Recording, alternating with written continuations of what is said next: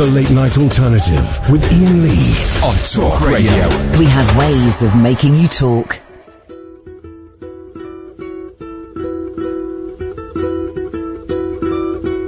Like a grain of sand that wants to deep, a rolling stone, I want to be the man I'm not, and have the things I really haven't got, and that's a lot. There'll be joy and there'll be laughter, something big is what I'm after now. Yes, it's what I'm after now. Laughter, a taking, a take up, a giving, something big is what I'm living for. Yes, it's what I'm living for. Living for. Why did I go on and fill my life with little things when there are big things I must do? Lots of dreams that really should come true before I'm through. There'll be joy and there'll be laughter, something big is what I'm after now. Yes, it's what I'm after now. Laughter, a taking, a take up, a giving, something big is what I'm living for. Yes, it's what I'm living for. Living for.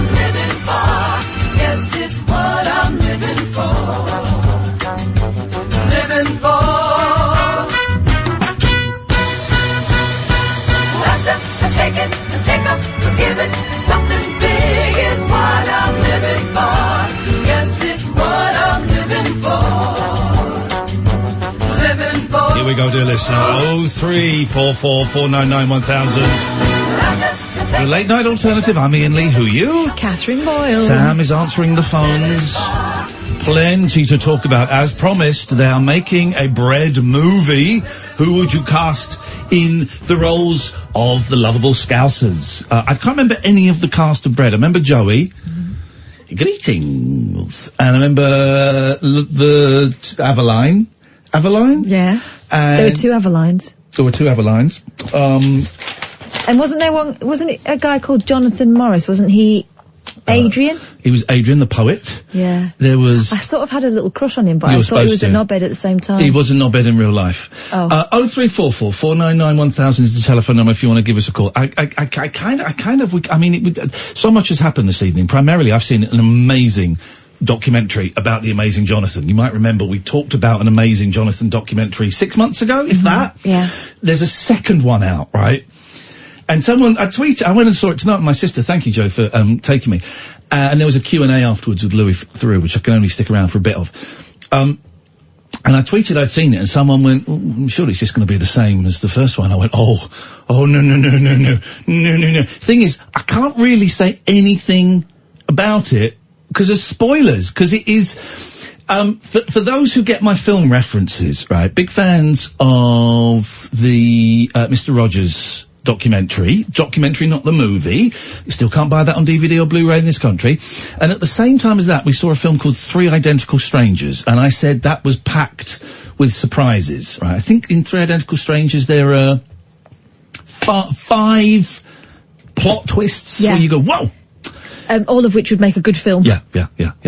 In this, the second amazing Jonathan documentary, I'm going to say there are 8 moments where it spins on an axis and you're there going, oh my God.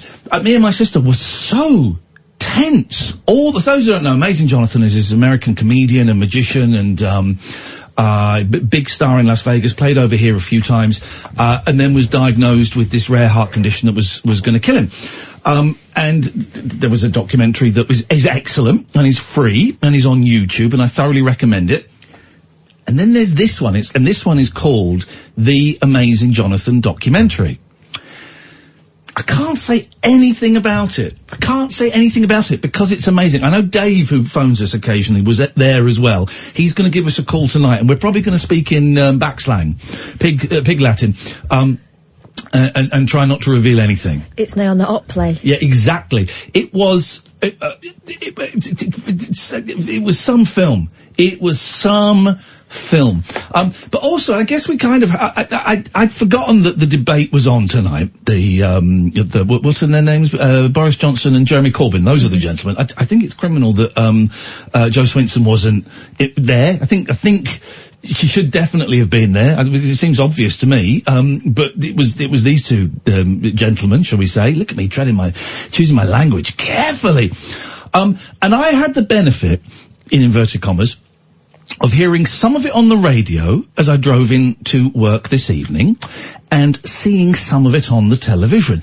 Now, there is a famous, the moment that television took over politics, it took over from radio in terms of politics, was the debate in 1962 between Kennedy and Nixon. I don't know what year that was, actually. Maybe it was 60. Anyway, there was a debate between Kennedy and Nixon, and it was the first time that television was used hugely for an American presidential race. And was it 1960? I don't know. Okay. And it was... Yes. Thank you very much indeed. Hang on. Ego nicely strokes. Yes. And it's famous because... afterwards, as they did tonight, they always do polls to see who won, right? And the people listening to it on the radio said that Nixon won, and the people watching it on television said that Kennedy won. Right. Because on the television, Nixon was sweating a lot. He's a very sweaty man. Very, very sweaty man. And he was sweating a lot, and he looked uncomfortable, and sweating is kind of a sign of a liar. And also, Kennedy's charismatic. Beautiful, young, handsome, yeah. But, so the listeners on the radio thought that Nixon had the gravitas, and that he took control of it and won, and everyone, the majority of people who saw it on the television said that, that Nixon did terribly and that Kennedy won. And it wasn't quite a substantial gap as that. But, tell you the thing that I noticed when I watched this on the television, right? What was going on with Corbyn's glasses? Did you see his glasses? I didn't see it, I heard it. Did you see his glasses? It was the weirdest thing. He's got similar glasses to me, right? Which I'm having to wear more and more. And, they were like on the piss a little bit or something, the glasses. And so... you looked at him. I see, yeah. The right eye you couldn't see. One of the eyes you couldn't see because it was sort of... Now, either his glasses are slightly wonky or he has a wonky face. And surprisingly, because Boris Johnson is normally quite scruffy. He's like me. When I put on a suit, I'm smart for 10 minutes and then I'm scruffy. I'm all crumpled. And he actually looked pretty smart for a Johnson on the debate. But what was going on with Corbyn's glasses? I mean, I don't think that's going to make or break the old general election. Tell you something though, it's what all the papers are talking about. Is it? No, is it really? Oh no, that's what we've become. And you can trace this back to that Nixon Kennedy debate. But if that's what all the papers are going to be tomorrow, I was listening on the radio, and so I didn't get any of that. Exactly, and I didn't get it until I came in and saw the last 15 minutes on the telly. But here are my thoughts on it. And we're going to don't worry, don't switch off. We're going to do the funny stuff. We're casting the movie of Bread, for crying out loud. Come on, bear with me. 0344 499 1000. Here's the thing, right? I don't think it works as a format. It's not entertaining, right? It was dull. It was really dull in the way that it was set up. But also I didn't learn anything about the politics. It's that whole thing of they were both doing sound bites. I mean, Johnson kept trying to bring it back to Brexit. Every answer could bring it back to Brexit. That's obviously the message that he wants to get home. And Corbyn sounded very I think he's a very dull speaker. You know, he's got that kind of very monotone, very talks like that, very considered. Now, what he's saying may be excellent, right? Maybe. But in this era when it is sound bites and its personality, to be talking like that, and it just doesn't give it any oomph, really. Didn't give it anything. And I didn't think the answers, the format, right? The format. I don't know how long they had. Did they have like 45 seconds per answer or something? It felt like they were forever being told to wind it up and ignoring Miss Boyle, I'm good, Miss Boyle. And I'll finish Ms. with Boyle, what I was going to say. And that was it. That was the whole thing. That was the whole thing, was Julie Etchingham telling Boris Johnson to be quiet and him carrying on. I didn't learn anything. And Corbyn did as well. I didn't learn, personally, I didn't learn anything. It didn't advance my political knowledge in any way on either party. So here's the question, and I'm going to ask a question about this, and you're welcome to call in about this, and then throw in who you'd like to see in the Bread movie, and other stuff. Oh, we got other stuff. You know the rules, guys. You can phone in about absolutely anything. 0344 499 1000. My question is, was anybody's mind changed by that debate? Now, I don't really watch these things because I find them tedious, but you mentioned the only time that the political debates in this country on TV, which is a fairly recent invention here, had any impact. Yes, when someone was surprised, and we all know how it ended, but at the time everyone went, oh. Is when Dame Vera Lynn did it. No, Dame Edna Everage. I agree with Nick. Do you remember that night where both sides, both of the quote-unquote, you know, the opposition party and the leader before that, were both kind of aligning themselves with Nick Clegg. I wonder if, I mean, I know that the Lib Dems have significantly less seats now than, well, I don't actually know. They've got less seats now than they had when Nick Clegg did those debates, and then they won loads, right? But it could be argued that the Lib Dems are in a pretty strong position for this general election. Could be argued that. But I wonder if that was one of the conditions that Johnson and Corbyn said, yeah, we'll do it, but we don't want her. We don't want her in there, just in case there's that magic touch. Here's the question, right? Has anybody's mind changed? Surely everybody will just go, well, if you believed in Boris Johnson before, you go, well, yeah, he's proven, yes, exactly. Well, and if you're a Corbyn fan, well, yeah, no, he's no one's going to go, well, I was thinking, you know, I've been a lifelong Labour, but Boris Johnson really swung it home for me. Or vice versa. No one's going to change their mind. Are they? I think the country is so divided at the moment that everyone's already picked sides, haven't they? There are some floaters, maybe. Catherine, please. But I don't know whether anyone's going to be surprised by what they heard tonight. 0344 499 1000. We're throwing it out there. We know we don't normally do this stuff, but we're putting it out there, and maybe some of you will buy it. The question around that debate is, have you changed your mind? And it's weird to put that out, because I think the answer's going to be no. I can't believe anyone is going to phone up and go, oh yeah, no, I was going to go left, but now I'm thinking to go. I don't think anybody's going to do that. It doesn't change anybody's mind, and you kind of wonder, what's the point? What's the point of them, really? And why? Here's a question. Why is the media, kind of include myself in that, but sort of looking from the outside, why has the whole media got a massive boner about that debate? Because I could have told you beforehand it was going to be quite dull, right? And, oh, what a surprise, I was proved right. But everybody's got... My theory? Yes? That's about engaging people who haven't been engaged already. Engaged. Engorged. But that's what it is. Right. You know, I think that's what it is. It's people that they're reaching out to people who don't read newspapers. Yes. But then why they'd sit down to watch a leaders debate, I don't know. But here's the thing. This show right now, this second on Talk Radio with Iain and Kath, is hemorrhaging listeners because we're talking about it. Do you know what I mean? Yeah. It's a weird old thing. The whole night isn't going to be about that. I absolutely promise you. And if we do talk about it, it's going to be completely in our way. So just trust us, guys. Just trust us on this.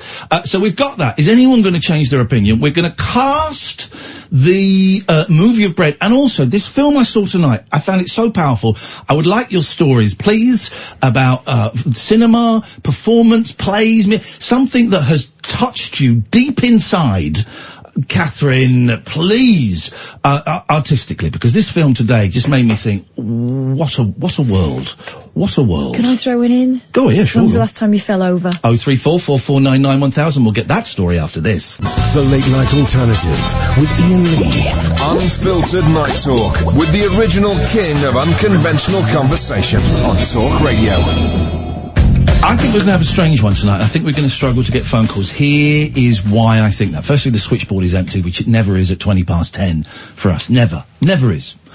And I give you my thoughts on this, my honest thoughts on this. I think my opening monologue there will have caused some people to switch off. I get it, because people listen to this show a lot because they don't want politics. We're not really doing politics, but like I said a couple of months ago, there's going to be a little bit of compromise on both sides, and I'm cool with the compromise. Kath is cool with the compromise, and we hope you will be too. You know, when we will have to touch big news stories, but we will do it in our own way. Yeah, and what we won't be doing is, sorry, we're not taking any calls on anything else for the next hour, like, you know, most other shows do. I think the opening monologue will have lost to some of our listeners. That's fair enough. I also think, with the greatest respect to James Whale, I think James's show before us will have lost a lot of listeners. Not because of James. I thought James did very, very well to make something half decent out of an hour of, was it an hour, the debate? Hour and a half? Out of an hour of not really a lot going on. That's a tough gig to get 3 hours of radio out of not a lot. He was squeezing that sponge dry, and I do think a lot of people will switch off, and it makes me wonder. We kind of mentioned this the other day. Who decides the news? Who decides the news, right?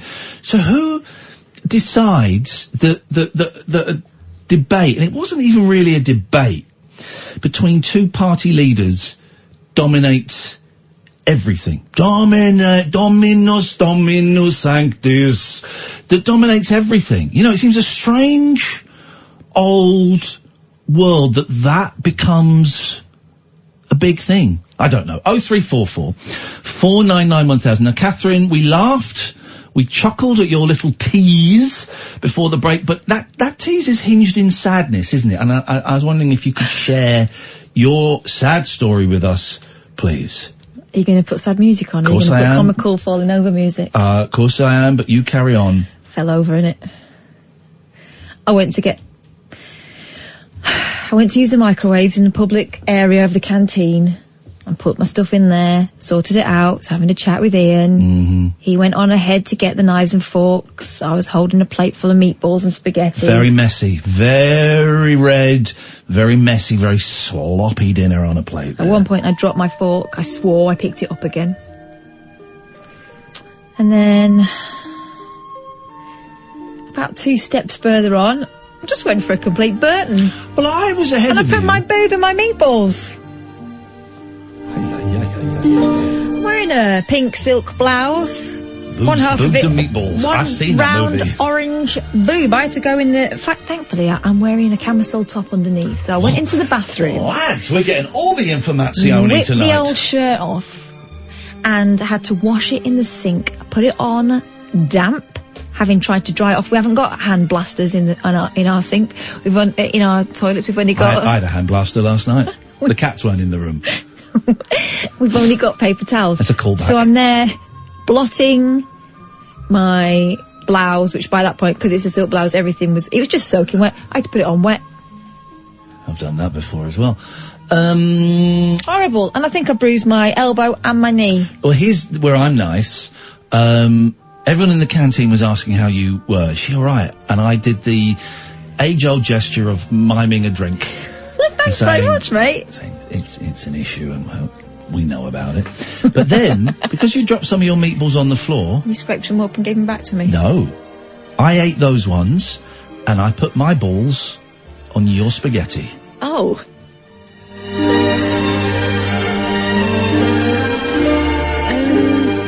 I know you meant well, but I'm not sure how I feel about that. Okay, well, I just thought it was a helpful... You should have told me your balls were on there before I put it in my mouth. You seemed to be enjoying it at the time. You asked if there were any second helpings. Now I've got a really sour taste. I've got a big smile on my face.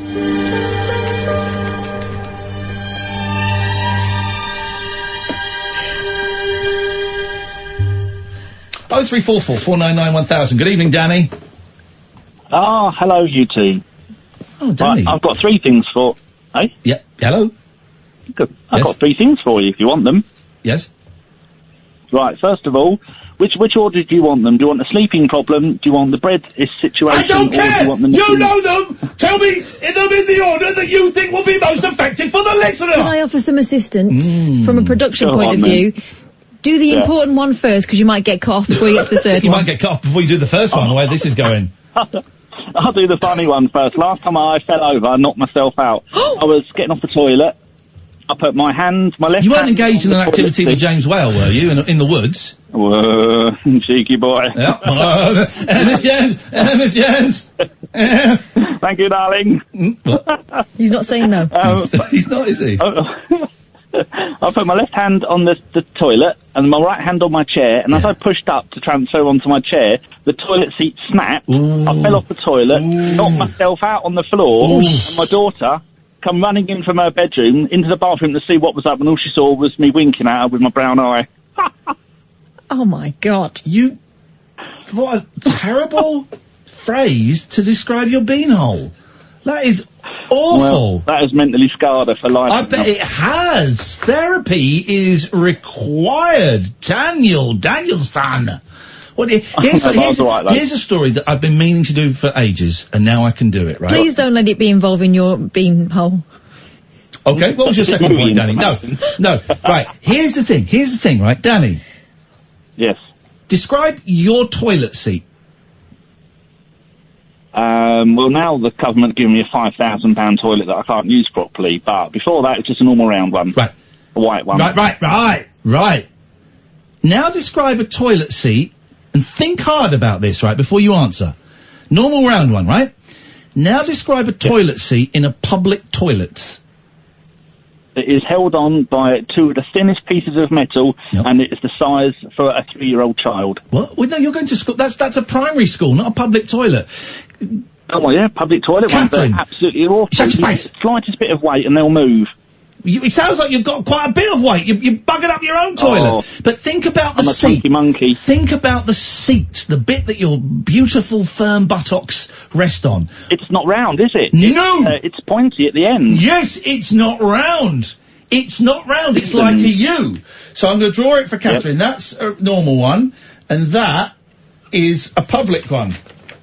Why do they do it? There's no room to tuck, is there? I'm going to tell you why they do it. So you don't get comfortable. Oh, well, I've got the story here. If you spend your days... Oh, hang on a minute, I've got a Sharpie. Stop that. No, we can't move it. Can't move it. You don't need that. Oh, I sniffed a Sharpie. No, Miss James. Miss James. Miss James. They actually don't smell of anything. It does. Worked. It does. Oh, it does. If you spend your days wondering why the toilet seats in public bathrooms are different to the ones in your home, like me and Danny have been wondering. They're very different from the ones in mine. We have the answer you've been longing for. Catherine's has got spikes on it because she's kinky. No. They haven't. Upstairs, silver glitter. Downstairs, blue glitter. That's not the seat. That's the cover of the seat. We're talking about the seat. It's the seat as well. Really? Oh, I didn't know she was fancy. Rich. Fancy Fanny. Public toilets often have a gap in the seat resembling the letter U. Yet the toilet seats at home go all the way round, and it's completely understandable if it's been giving you sleepless nights. Luckily for the tens of... This story is a little bit sarcastic, but I'm going to carry on. Luckily for the tens of people asking the question around the world, there is now a definitive answer. The gap in the seat is all down to hygiene and comes from the United States of America. I bet I know. Tell me then, go on. So we don't get a man's balls on there? No, if a man doesn't flip the seat, doesn't matter, he won't wee on it. But aren't your balls held back by your willy? Depends what your positioning is, apparently. The other day I was at my boy's house, right, and I went to use the toilet. I'm embarrassed to say this, right? Ian. You don't have to say it. I do have to say it. I went to the toilet, right? And I went to the toilet, and I looked at the toilet, and I went, Boys! Has one of you just done a wee? And my eldest went, yeah, I have. I said, right. Quite a big wee, wasn't it? He said, yeah, how do you know? I said, you didn't lift the seat up. He just peed all over the seat. All over the lid of the seat. Wow. So just peeing, just on plastic. Gosh, you must have been thinking of something really important. It's designed to give the user a bit more room to reduce the chance of you touching the seat with your genitals, and gives one less place for urine to splash. Yeah. The U-shape is also meant to make it easier for women to wipe without coming into contact with the toilet, according to Line Simnick, the Senior Vice President of Co-Development at the International Association of Plumbing and Mechanical Officials. In yet another benefit, the seats are cheaper to produce and makes them less likely to get stolen, because it will be totally mortifying if someone came round your house and you had a U-shaped seat and not a full donut. There you go. Right, that story's been sat on my computer for weeks and was not worth the paper it was printed on. Right, Danny. Yes. Point 2. Yeah. The bread thing. Yes. I would have all of the McCanns playing all of the parts. Danny! Danny's been listening! Danny's been listening. And Danny boy! Yes? All of your listeners, you know we listen all the time. We never turn off. Oh, I didn't No matter know what you do, talk about, we all listen. I didn't know that, Danny. Thank you. Yeah? Yeah. Okay. I want to give you a hug. Well, don't, because we listen more when it's just Kath. Okay. Feel the burn. Feel the burn and do it anyway. That's gotta hurt. Good evening, Paul. Yo. Yo, bum rush the show. How's it going, man? I'll be back. I'll be back. What are you doing there? I'll be back. Could you stop that, please? I'm doing Arnie, Arnold Schwarzenegger. I'll be back. Lista, who said you could eat my cookie? Oh. I need your clothes, your boots, and your motorcycle. Who said you could... Get to the chopper! Hey! You win. Who said you could eat my cookie? You know that line? Looking at... Oh, hang on a second. What was that music? That was a beautiful bit of... Oh, that was right. Here we go. Everything okay? Whack this up. Fine. Ted, I need to speak to Liz. Whack this up. Oh, Howard, excuse me, but your wife's cookies are out of this world. Who told you you can eat my cookies? My cookies. But he doesn't say it right. He doesn't. My cookies. He doesn't say it right. Who told you I can eat my cookies? My cookies. Who told you you can eat my cookies? Yes, One of my Paul. favourites is Commando. Commando's an awesome film, but his daughter in that's called Jenny, and he can't even say Jenny. No. He calls her Ginny. Ginny. You gotta wonder. He's done very well considering. Did a Did a Dumbledore fall on his head when he was in the gym in Austria back in the day? Did a dumbbell fall on his head back in the gym? Just to go again. And edit point there. You've got to ask. And you got to ask, did a dumbbell fall on his head back in the day in the gym in Austria? Good one. That'll do. That's the one we'll use. We'll use that one. Anyway, Paul, what can I do for you now, Paul? Well, I watched about 20 minutes of the leaders' debate this evening. I don't know whether I'll bother watching the rest, to be honest, because it was all the same thing, just repeated every question. It was just covering the same ground. But my point is like, I don't understand why we have leaders' debates and stuff on TV during election time anyway, because we're not voting for those unless you're living in wherever, they are, in the north or whatever it is. It's an American thing, isn't it? In America, you vote for the president, right? And over here, you don't vote for the prime minister. You vote for your local MP. Were the first televised debates, was it David Cameron, Nick Clegg, and Gordon Brown? Was it there? Was that I seem to remember that being the first one. Sam's nodding. It was, wasn't it? And it being a really, really big old thing, and it was kind of exciting, and then the Nick Clegg thing, but in fact, I think the first one, if I remember correctly, the first one was very, very flat, and no one did particularly well in the first one, and everyone was going, oh, maybe this maybe this televised leaders debate is not such a great idea. Then I think it was the second one where Clegg kind of came out, kicking ass. But it's an American thing. But in America, they can do it with style, and they will talk to each other and address each other directly, or look at the camera and go, well, she's a liar, her emails, she's a liar, she's a scumbag, she's a piece of trash. And when it's the two of them, they walk around as well. They walk around. Trump didn't stop walking, did he? No.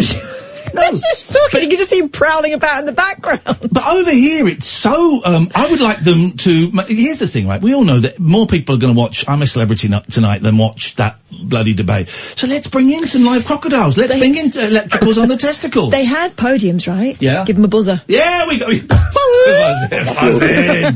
That's what they got to do. I guess the reason they're doing it for the leaders is so you get a taste for the party, because the leader can tell you what the manifesto is, the direction that the party's going to go in. But I thought they were both a little bit vague, really. But that's what that's about. But the trouble with that is like, obviously in America you have red and blue, and that's it. You've got Republicans and your Democrats. But in the UK there are probably 8. Well, they're doing that, aren't they? Is that when a lot of independents? Is that Thursday that they're doing that with like 7 of the leaders? So who would that be? That'd be Plaid Cymru. There'll be there'll be Labour, Conservative, Lib Dems, Plaid Cymru, SNP, Brexit. Queen, did you say? Queen won't be Hang there. on, let's have a look. So next, because that's happening, and but then again, they did that last time, the last general election 3 months ago, and there were just too many people. And this is another thing, like, do you give them fair, amount of time and representation on TV and things, depending on their vote share? Because you've got some parties which are brand new parties, have never stood in the election. They have to be really strict, don't they, with the amount of time and making sure everyone has a fair amount of time. And we have to be strict as well. Even in this conversation, we're being very fair Which is why I now want to tell you who exactly you'll be able to see on the 29th of November. I've got my Video Pluses set. From 7 o'clock. Wowzers. The Conservatives, Labour, Lib Dems, Scottish National Party, Greens, Plaid Cymru. Is it Plaid Cymru or is it Plaid Cymru, Paul? Plaid. Yep. Cymru and the Brexit Party. Okay, well, we've now given way too much attention to Plaid Cymru. So we've mentioned Plaid Cymru about 8 times more than we've mentioned the other parties. So you've got to say Brexit Party 6 times now. You see where we are? And Conservatives, Labour, Lib Dems, Scottish National Party, Greens. This is what we do. You didn't mention Plaid Cymru then. No, because they've had enough. Stop it. This is what we're dealing with, Paul. It's a mess. Rumour has it, if you say Brexit Party 3 times in front of the mirror, But here's the thing. Here's the thing, right? The Brexit Party currently don't have any MPs because they're a brand new party. And I know that they've obviously got, Nigel Farage, who we know, but he's never been an MP. And they've got a lot of people standing. But then you've got to think, well, hang on, if you're having a party that's got no MPs, and it could be argued they might have an influential role in this general election or not, we just don't know. But if you're going to have a party that's got no MPs, well, surely you have to include some of the fringier ones. It's a minefield. Yeah. Oh, it's a nightmare, isn't it? And it sounds like a very dumb programme. They should get head on this, shouldn't they? Yeah, what they need to do, Paul, is they each need to come out and they sing a song of their own choosing, and then the other leaders choose a song for them to sing. But no one can see them. You have to. It's like The Voice. Everyone's back to them. Yeah, they have to do it. Paul, thank you. Honestly, give us the next leaders debate. We would make it so much more interesting than it's going to be. We would make it so much more interesting. Then, once they've done the song, then I'd get them to watch a short film about a man selling dictionaries, like they do in the Krypton Factor. Yes. And then you have to answer questions about it, the observation round. Obviously. And then they have to step forward, and there's like this sort of puzzle that they've got to do in front of everyone. And I would just get them to do that. Final challenge. We bring on the wall. There you go. You see, that's what we need. That's what we need. So a bunch of numpties just stood there not really answering questions. 0344 499 1000 is the telephone number. Dave, Caddick, Ollie, Babcock. It's a dick fest tonight. Let's get some ladies on. The Late Night Alternative, weeknights from 10, Katherine on Talk Radio. Closing time conversation for tax inspectors, taxi drivers and taxidermists. Great big talk for the wee small hours. You've been trolling me big time, mate. The Late Night Alternative with Iain Lee on Talk Radio. Everybody just cool out. Craig is saying, no party has MPs, Parliament has been dissolved. I didn't say they did. And even if I did, so what? But what I actually said was people don't vote for their Prime Minister, they vote for their MP. But Craig, come on, man. If you're going to pick me up on that, I'm going to pick you up on me beating you in a fight. Am I allowed to do that? Am I allowed to do that? I've done it. Too late. I've done it. Craig, I'll fight you. Yeah. To the death. What kind of fight? Stop correcting us. Stop correcting us. A karate fight. Okay. Let us go to Ollie. Hello, Ian and Kath. Hello, Ollie. How are you? Ollie, say hello to my friend David. Hello, David. Not Babcock. I'm not in the mood for Alan. Oh, no. David, could you speak a little bit closer to the phone, mate? I'm not in the mood for And Ollie, could you stop masturbating, please, mate? If we get those two things sorted, it could be a semi-decent phone call. You're not in the mood for Ollie? Why is that, David? He wants to shine on his own, doesn't he? He doesn't want me dominating the conversation and talking over him. Okay, well, you shut up then. Jeez. David? Don't you, David? I'm not what? What is wrong with your phone? Nothing wrong with it, brand new. Are you gargling jelly? There's nothing wrong with it, it's brand new. It sounds awful. Really? I've got to pay a lot of money for it. Gosh. I can't make out a word he's saying. No. Is it one of them underwater phones, David? No, don't be doing this to me, please. I'm not doing it to you. I don't want Ollie there chuckling away either. Why don't you use a landline? Right. Yeah. David, have you got a landline? Well, no. What's the plug in the hands-free kit? God. What is he saying? I don't know. Plug in a hands-free kit? Don't plug anything in. Well, hang on a minute. Are you using the phone normally at the moment? Is it next to your head? That is. I'm going to plug in the hands. Try the hands-free. It can't be any worse than this. You better not be apprenticing that thing. Wait. You're listening to a ghost hunter try and use a new phone. While all the other shows are deconstructing the debate, we're listening to a nut job trying to work a phone. Hello, David? Hello, can you hear me now? It's a little bit better, but it's very muffled. And you sound miles away. Oh, God. I think that's better. Trying my best. Ollie, mate, you're not a professional broadcaster, all right? Sorry. I am. So, and it is a little bit better. I said that was better, but it's not great. David. That's a sad story as well, and I wanted it to be... I can't understand what Is it a sad story of a man who bought a phone and it was crap? Right, David, do you have a landline? I don't have a landline. That's weird. Do you have a landline? Shut up, Ollie, please, mate. Please. Maybe it's a signal. Hang on, I'm moving it. Not the signal. Right. Do you have an access to, does your, I was going to say, does your partner have a phone, but Hoovers don't have phones, do they?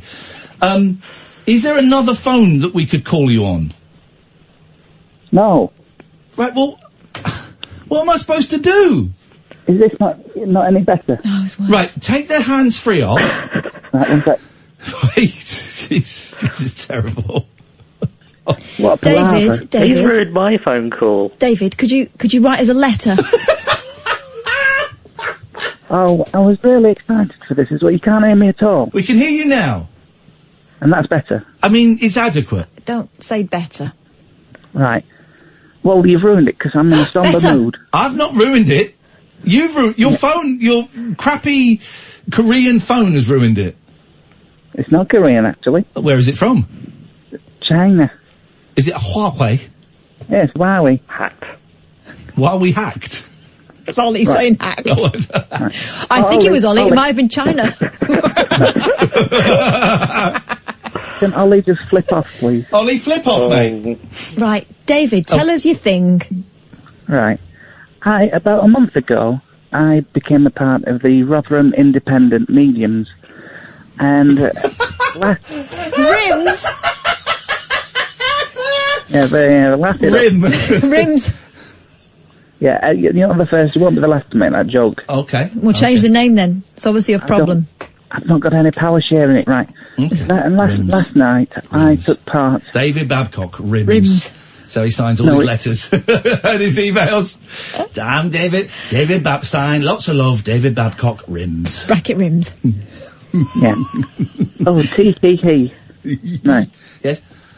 And I took charge of my first paranormal investigation as Pete part is of... asking, can you take the phone out of the sock? It's not in a sock. You said it were better. I mean, it's better, but it's not... Okay, I'm going to be quiet. Katherine... You took charge of a paranormal investigation. Proceed with the story, please. Oh, God, I'm getting chills just remembering it. Right. So, I was in charge, right? And, it got to the bit at the end, and what we do is we take people through like a spooky haunted house or something like that, right? And it got to the end, and there's about 5 of us. There's 2 newbies, me, how many, like 2 newbies, me, and 2 other people of Rotherham independent mediums, right? And we get to this, the big conclusion, and is when we do kind of like a bit of a seance. And we gather around this table, and it's pitch black, and I say, now we have been in your kingdom, or your household. You will now contact us in some way. And I said, spirits, speak to us. And there was a sharp pause. And then...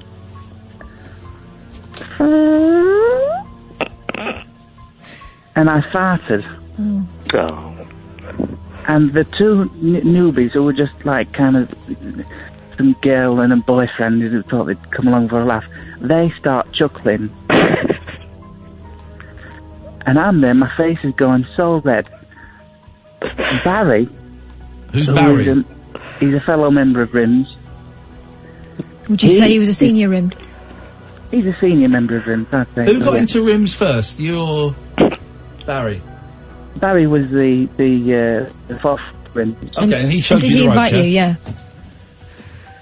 Barry very much invited me into RIM, yeah. Okay. Did you get into it straight away, or did you have to do something beforehand? My induction into the RIM was a bit sticky at first. Okay. CJ says, can you tell Babcock to speak up? I'm really struggling to masturbate to this. Oh, that's disgusting. I didn't read that properly. Sorry. I didn't read that properly. Please. Sorry. Like that on this. Barry is doing his level best to keep me on side. How do you refer to yourself? Are you guys rimmers? What is the collective term for a group of guys in rims? Rimmers? Rimmers. Go. Who's the chief rimmer? I mean, Barry is quite at the head. So Barry leads the rimmers. Head rimmer. He's the head rimmer. Okay. Can we get to the point of the story, please, David? Because it is dragging on quite a bit here. We've done a lot of the admin now. Yeah. So we know all about Barry, we know all about rimmers, we know what you get up to. Let's just get to the story, please, mate. Please, I'm begging you. Barry inhales the noxious gas, and it's quite a bad one. And he's sick onto the table. The whole thing's a washout, and we have to leave. Oh God! Would you count that a success? No, I've been banned from rimming. There's a recording of that séance that's been passed on to me by Barry. No, it wasn't like that. No, it was more of a... No. It's high-pitched whistle. That's the one. Was that it? Okay, hang on. Go back.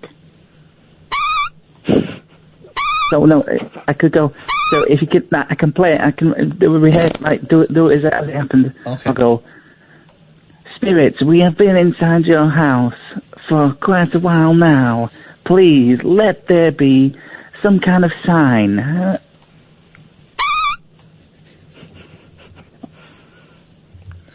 Now... How do you know that wasn't a sign? This is... Sorry? For God's sake! What happened? So did you. Katherine... I think the spirit might have come over here. Ian, you haven't stuffed, have you? Legally, I don't have to answer that question. Under no obligation.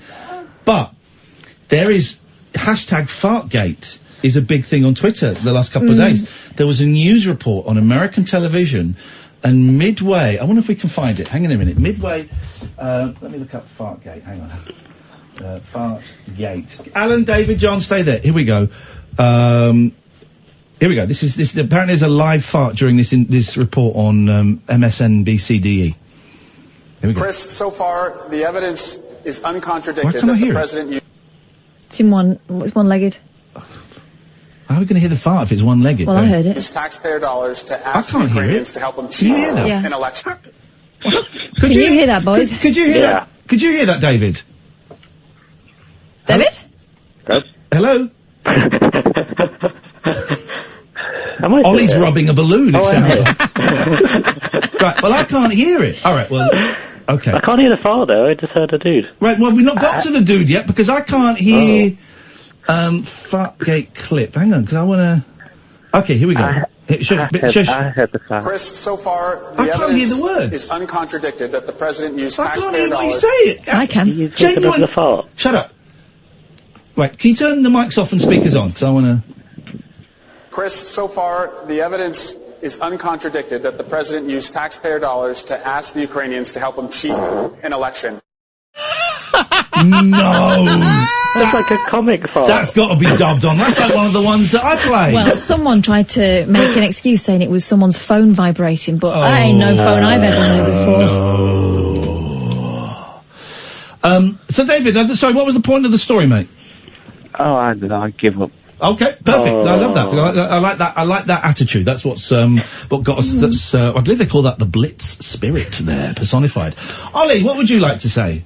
Can I just say that brought up memories of when David talked about how to extinguish a spirit that entered up his bum. Do you remember that? I don't really remember any of his calls. I find them thoroughly tedious, and I can't wait for them to be over. on YouTube. Oh, he's still there. He's still there. I thought you cut him off, Sam. Ollie, continue with your point, please. What, my own point or David's point? Jeez, what is this? Idiot hour? Someone do a point, quick. I listened to the news today before you came on. Oh boy! And they said £2,000 was found in the bag, and I thought this is a good morality quiz to give to you. Right, well you'd have nicked it. You'd have nicked it. But £2,000 was found in a bag in a village, and was it like the 14th time this has happened? What? Yeah, because I heard it just as we were setting up, and I missed it. But I'm sure the newsreader said £2,000 had been found in a bag in a village for the 14th time. I don't remember the 14th. What is the name of the village? For those who don't know, Ollie stole £10 off a pensioner once when he found it. He found a wallet on a floor. It wasn't a pensioner. We don't know who it was. Well, a pensioner would probably have that kind of money. Katherine, go on. No, I'm trying to find it. Jeez, I had it you earlier weren't on. typing. You just there rubbing your fingers like you put oil of Ulay on there. Do you remember another confession I did? Sorry? About a bag. Yeah, you stole a bag at an airport. No, I found a bag at a tube station. Yeah, and it had someone's details and passport in, and you took money out of there. It had their details. Oh, yeah, you had their passport, and you took money out of it. I remember that story. No, it had a passport. I just don't misrepresent. I'm not misrespecting anybody. Hang on, be quiet, Katherine. Locals living... hang on.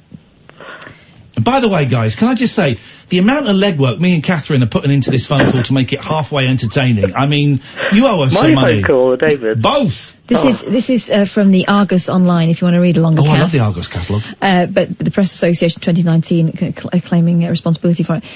Locals... Who cares? Just get... I'm just giving credit where I don't it's want to know due. who's working in the kitchen, I just want to eat the meal.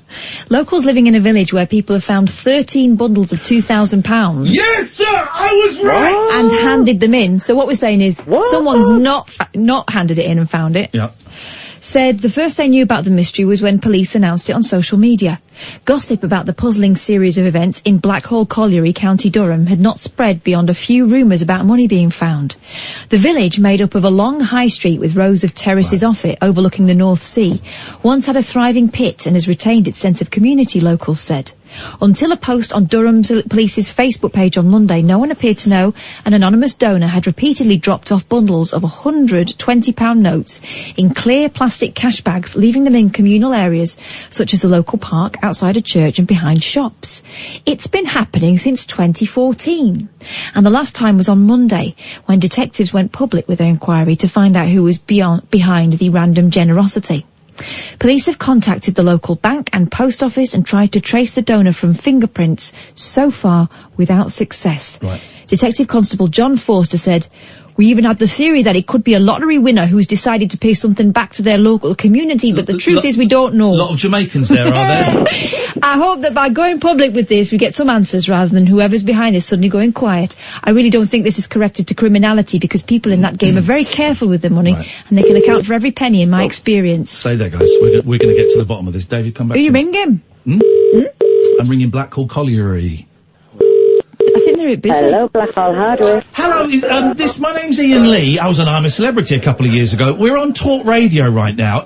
Can I ask, is this story true about bags of £2,000 being found in the village? Yes. This is the weirdest thing ever. Have you found any of these bags? No. Okay. And do you know who's doing it? No. Brilliant. Thank you very much for your help. That was the Hardwick. That's the Hardwick Hotel in Blackhall Colliery. So it's true. That late, just to, this is what they do on, like, local radio stations. This is what they do. Just after you've heard the phone call, this is what they do. Well, you heard it there. That young lady there saying, yes, it is true that bags are being found. No, she hasn't found any of the bags. And no, she doesn't know who's leaving the bags. If you've got a bag, give us a call on 0344 499 1000. We're back in business, baby. So, Ollie, what you're basically saying is that you're a scumbag thief and that David Babcock is a bellend. And everyone is, and you would steal that money as well. Well, I wouldn't. Why not? Because why not? Why not? Because I'm a good guy. Who is it? What's going on? Has he just woken up? Was he sleep phoning? Who is it? What's going on? Oh, let's get a clip of that. Can you clip who is it? What's going on, please? 0344 499 1000. We've got Dave and Alan after the news. The Late Night Alternative with Iain Lee on Talk Radio. We have ways of making you talk. Who is it? What's going on? Who is it? What's going on? Don't have a lot, but with me that's fine. I wanted sex. Whatever I got, well, I know it's mine. I don't go around with a local crowd. I don't dig what's in, so I guess I'm out. Okay, so Katherine suggested the boat that I rode by Lulu. Yeah. And I'm there going, I think the Neil Diamond version rocks more, and you said... I'm not all that familiar with the Neil Diamond You know version. he wrote it, right? Yeah. Do you mind? Okay, but, you're taking the food out of Lulu's mouth now. I know, Lulu... I'm not going to say that. Okay, this is the Neil Diamond version. I think it rocks more. Let's see. Get £50 free. It's an advert! It rocks less, substantially less! He sold out, man! This is it. Here we go. I don't have a lot, but with me that's fine. Whatever I got, well, I know it's mine. I don't go around with a local crowd. I don't dig what's in, so I guess I'm out. I'm saying these things so you know me, baby. So you understand what I'm all about. The boat that I row won't cross the ocean. The boat that I row won't get me there soon. But I got the love and if you got the notion, the boat that I row's big enough for two. It's me and you. There ain't a man alive can tell me what to say. I choose my own side and I like it that way. I don't worry about all the things that I'm not. There's only one thing that I want and got. You know that I'm talking about you, baby. You better know before you come along. The boat that I row won't cross the ocean. The boat that I row won't get me there soon. But I got the love and if you got the notion, the boat that I row's big enough for two. Just me and you. You didn't dig it? That's fair enough. Respectfully, I disagree. I think she rocks. Okay. I guess it's the version that you know. Hey, by the way, guys and gals, you know the vinyl record that was going out? You should have, if you ordered the vinyl record, apart from the scumbags in America and Australia that ordered it and didn't pay any extra for postage, if you ordered it, You should have it now, right? If you haven't got it, get in touch and we'll find out what's going on, because I messed up and sent some to the wrong place. So those 100 with the platinum, legal reasons grey, membership cards, they're gone, right? But you can now order the record signed by me and Katherine, 7-inch vinyl single. You can order it without a membership card. If you can order it, if you go to iainlee.com/store. And we've also got rabbit hole pins, and they're nice little 25mm, soft enamel, black and white pins, little indentation, very classy, very beautiful. And I thoroughly recommend you buying them because I make money from them. You could use them as cufflinks. You could use them as earrings. Yes. You could use them to hold up your stays. You could use them if I don't know if your clitoris is pierced. You could use them on that. You could use them anywhere. So pins. It's got a hole in. Well, exactly. If you go to iainlee.com/store, you can buy the pins, you can buy the records, you can buy the pin and record package. Do all of those things. 0344 499 1000 is the phone number if you want to give us a call. Good evening, David! Good evening, Kath. Good evening, Ian. Now, David was at the British Film Institute tonight, watching the same documentary that I was watching in a smaller cinema on a college campus in Catford, right? And, where were you sat? Because we got shots of your cinema. Where were you sat, Dave? I was sat about in the middle, about 2/3 back. 2/3 back. Yeah, I thought so. I saw you. Now, saw the back of your head. So you saw, and we have to be so careful, right? No spoilers here, because it's a gas. It's a real trip. You saw it's called The Amazing Jonathan Documentary. Yeah. You also stuck around for all of the Q&A. I only saw a bit of the Q&A because I had to dash off. It is the second Amazing Jonathan documentary this year. Mm-hmm. I've already said that it blew my mind. It had more twists and turns than the mighty Three Identical Strangers, a film we've raved about on here. I thought it had more twists and turns. I felt very tense for about 80% of the movie tonight, Dave. And not tense in a good way. Very, very uncomfortable viewing. I wondered what your views on this movie were. And again, I got to stress that be careful with the spoilers, because you want to go into this movie and know very little. Well, you do, and also some of the biggest laughs are from some of the twists as well. Yeah. So, there were some real big woofers, sort of, So? Exactly. Back to David Babcock. Did it make you uncomfortable? Yeah, I did find something really uncomfortable. I think that was very deliberate, I think. Yeah. Because he did spend a lot of Amazing Jonathan did spend most of the time needling the hell out of the director. Here's the thing. In the first film, they're both great films, and someone said to me, well, why would I want to see a second documentary? It'll be the same story. I went, no. I haven't seen the first one yet. It's worth seeing. It's worth seeing. It's more of it's more of a biography. And it's sort of nuts and bolts sort of. Yeah, but it's done really, really well. Really worth seeing, right? But it's completely different. And it's free on YouTube, the first one. But in the first one, Jonathan comes across as a delight to be around. And in this one, he doesn't come across as a delight. Au contraire, he comes across as a very difficult person to be around. Yeah. And there are reasons, every time he goes to the bathroom, right, that does not make you a good person. That does not make you a nice, happy, friendly person.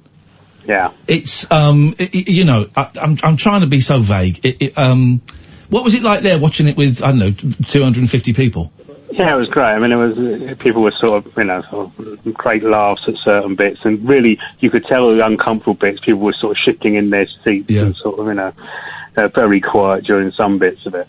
I remember seeing him on, I think it was Saturday Zoo, maybe he was on one of those programs. I saw him on one of those programs where he did Paramount City, or one of those. He did the act with the knife, where he shoves the knife in his arm and blood pours out, and I remember watching that going, whoa, yes. Well, it was around that time where sort of Paul Daniels was going out of favour, and it was him, and I guess Penn and Teller got more of the traction in this country, actually, I guess. They got their own TV show at one point, didn't they, and stuff like that, so. But it was at that point where sort of magic was being a bit passé, and he was really something else, you know. We were waiting for street magic to happen, and in the interim, it was kind of what I guess you'd call it extreme magic. Yeah. I mean, I remember. I was thinking today. I remember that guy who used to smoke fags and blow bubbles, but oh, he was great. He's still going. Surprisingly, lung cancer's not got him. He's still going. That man. I googled him. Maybe a couple of years ago, I think we googled him on air, and he was still around. Yeah. No, he's great. Yeah, I mean, it's a brilliant documentary in that it plays with the style of documentary. It's not, as you say, that other one is probably a more nuts and bolts, you know, A to B sort of. It is. The first one is, but actually that's doing it a bit of a disservice by describing it like that. That's got a few twists in it and a few revelations, and is actually got some really beautiful moments in it. Really beautiful. There's nothing wrong with that. I mean, I'm looking forward to seeing it. But this was, it's really hard, isn't it, to try and talk about it. I tell you what you can say, and you could not disagree with this. Wasn't Weird Al Yankovic lovely? Yeah. He pops up for a little talking head. He doesn't really say a lot. He's so and we've had him on the show, and he's such a delight. He's so lovely in this film. He doesn't really add much to it. But I like Max, what's his name? The old magician dude. Old magician guy, who mostly just looks at him when he says stuff like. My favourite with bit. his eyes. But this is the last little self-indulgent bit. My favourite bit is this is no spoiler. Amazing Jonathan goes to like a magic convention, and he's walking around looking at the tricks, and he's talking to this really, really old guy, and the director goes, well, who's that? And he goes, oh, it's Mr. Burns from The Simpsons, because he looks like him. And he goes, no, who was it really? He goes, oh, he was Mr. Electric Light Bulb. And then they show a clip from like 1940 of this like really old, beautiful, you know, black and white footage of this guy having a woman just pull light bulbs out of his mouth. And it was him, and it was wonderful. And there's loads of little bits like that in there, but it's great, man. It's a great film. I would recommend even if you're a fan of. I mean, say you missed some of the Q&A, but they did a lot of talking about the nuts and bolts of documentary and the approach to it was really interesting. Let me see, because I imagine it's not going to be coming out in the cinema. That would have been it. I wonder if it's going to be out on DVD.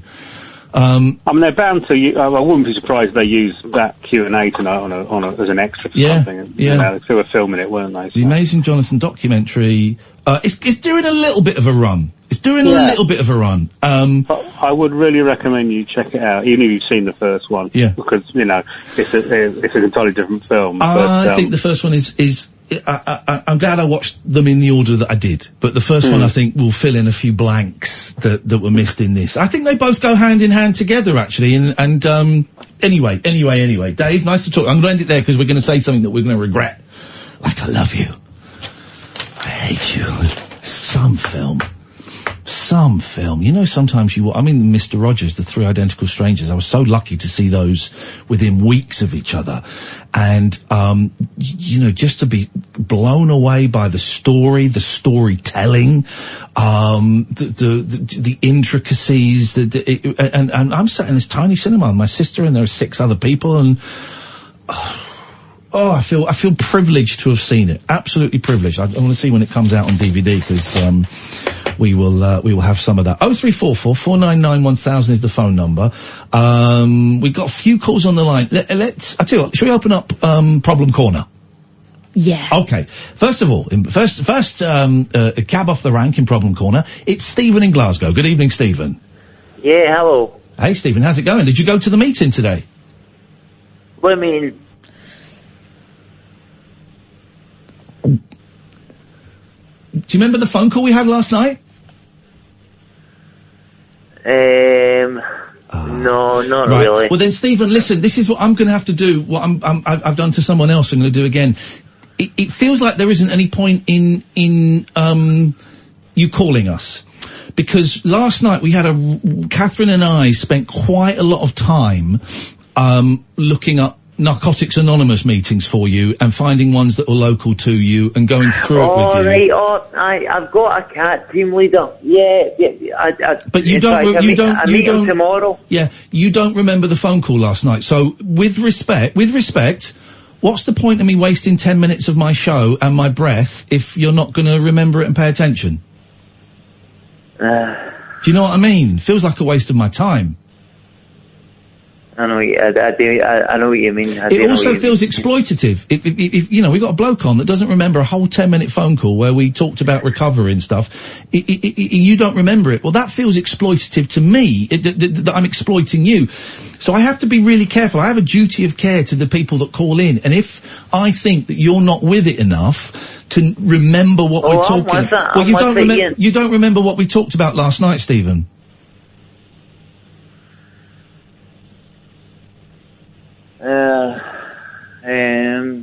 You see my point?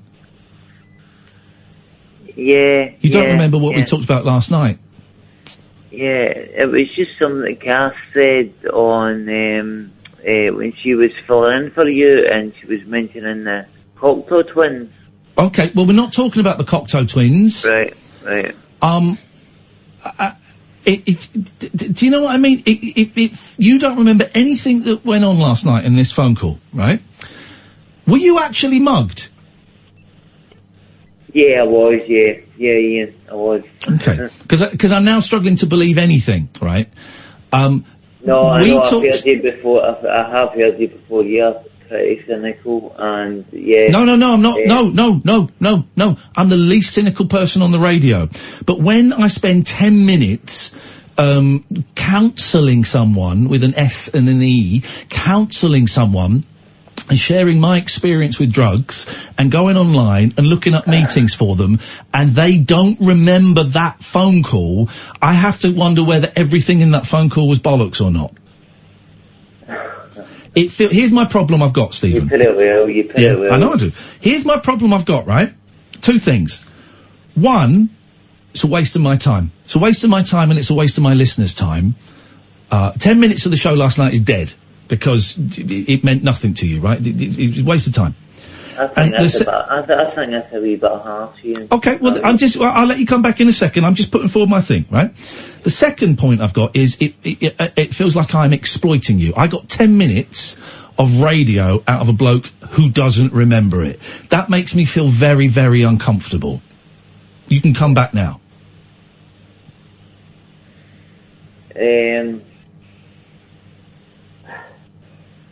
Yeah, I do have a lot of problems. It's not like I'm an everyday user. You know, I do have moments of clarity and. Well, how do I know that this is a moment of clarity? How do I know that? How do I know I'm not wasting my time tonight? No, you don't. I don't. I wasted my time. Well, with respect, your word at the moment isn't worth the paper it's printed on, as far as I'm concerned. With respect. Right, okay. And I don't really know what to say. I also found last night's call, on a personal level, I found it very, very dangerous. For me. Why? For me. Because you talked about scoring drugs and the effect the drugs had on you, and I found that very triggering. Yeah. I found that very triggering, and I let you do it because I thought we were offering you some help, but actually you don't remember any of it. So I kind of have to protect myself. Yeah, I remember putting down the phone, and then a couple of hours later I remember thinking about that, and I thought, oh, geez, I'm like this. So what do we do, Stephen? How do you... all I can say is that I'm sorry. I appreciate that. But the word sorry don't really mean a lot. For me, it's about actions. So, how do we progress from here? How would you suggest we progress? Well, I go to my cat team tomorrow, and he's up in my massage team because... Are you going to have to speak closer to the phone, Stephen, because I'm struggling to hear you now. Oh, sorry. I'm going to see my cat team leader tomorrow. Yep. And he's up in my mirtazepine because it's...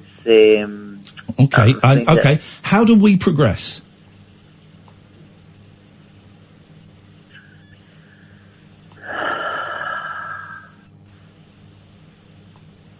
I've had many conversations with my... Okay, I'm not interested in that. I'm talking about you and me. What do we do? What do we do? Because at the moment, I'm kind of... Right. Here's the thing, right? and this is not aimed specifically at you. The next caller's going to get some of this as well. I'm getting really pissed off, right, with people phoning me up, dumping all of their shit on my table, and they're not helping me clear it up. Do you know what I mean? Yeah, I can remember phoning you up and saying, yeah, I hope you don't take too much of this home I with you, don't mind. and then I'm dumping it on your table. Exactly. I don't mind people dumping it on my table if they will then help me clear it up. And I don't mind even doing 70% of the clearing. But there's got to be some form of clearing up from the person on the other side. Yeah, you got like a... And if you don't remember the call, then I was clearing up all that stuff that you dumped on here all by myself, with help from Katherine. And that's not fair on us. Yeah. So have your meeting tomorrow, and maybe give us a call towards the end of the week, and I'll have a little think. Yeah. I'm doing this, Stephen, not because I hate you, not because I dislike you, au contraire, because I love you, right? Because I love you as a human being, and, I want to talk to Stephen. I don't want to talk to, I don't want to talk to the bloke I've been talking to the last few phone calls, because he's boring. Junkies are boring, if I'm honest. They are. They're boring. I was one. I was boring. Really boring. Do you know what I talk about towards the end of my drug using? Do you know what I talk about all the time? Yeah. Drugs. Talk about drugs. The drugs I had, the drugs I'd taken, the drugs I wanted to take, where I was going to get my drugs from. So all I talk about was drugs. That was it. Drugs and bollocks. That was it. So, Stephen, maybe give us a call Friday. Yeah, drugs will get a bit, aren't they? Towards the end, before you... maybe something good will come of this call, Ian, because you're really good at what you do, Ian. Thank you. And I want to talk to... Okay, thank you. Right. All right, take care. Good luck. Get clean from drugs. There is an alternative. Right, okay. Thank you, Stephen. Let's do that break now. Uncut after-hours conversation for the up all-night generation. The Late Night Alternative with Iain Lee on Talk Radio. I think it's important we say these things. And Stephen, if you want to be reminded of your phone call, I didn't realise it was that bad. That we're in blackout. And when people are in blackout, it doesn't mean they pass out. It means you're functioning, you're doing stuff, you're interacting, but you have no recollection of it. And I didn't know that he was in blackout yesterday. Otherwise, I would have played a funny song or something. I would have saved us all 10, 15 minutes of pressing the dump button and feeling concerned. My concern, it was wasted. If you're listening for the first time, man, you're going to think that sounds harsh, but trust me, it ain't. And we move on. Chris. Oh. Hello? Yes, Chris. Sorry, I got you on my speakerphone. Please tell me you've got good news.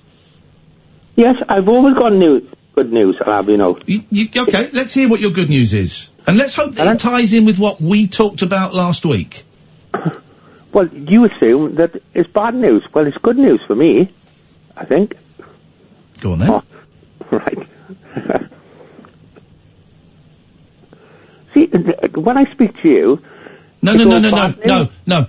Don't start lecturing me, Chris. Chris, listen to me. Chris, I'm not in the mood for you lecturing me, mate. What have you called in for? It better tie in positively with what we talked about last week. If you can remember what we talked about last week. You was talking about things I've done and not I haven't done. Right, so what have you called in for? What is your news? Well, talking about this terrible programme called Bread on a Sunday evening. No, Chris, no. I'm going to ask you to stop calling.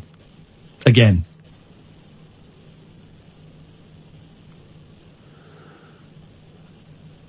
I'm slightly disappointed. Because... Are you? You are. Okay, gosh. Here we go. Here comes the lecture to me. Wow. Okay. No, because you get some lunatics ringing you up. Chris, what did you and I talk about last week? Well, I've talked to many people since I've talked. The question wasn't how many people have you talked to. It was what did we... It's not talking about. What did we talk... Right, Chris, I don't want you to phone the show anymore, because here's the thing. Did you hear the last... Yeah, no, you're welcome. Did you hear the last... I'm properly angry now, because you're being very disrespectful. No, I'm not. Yeah, you are. You're wasting my time. You're wasting my time. I'm bloody not.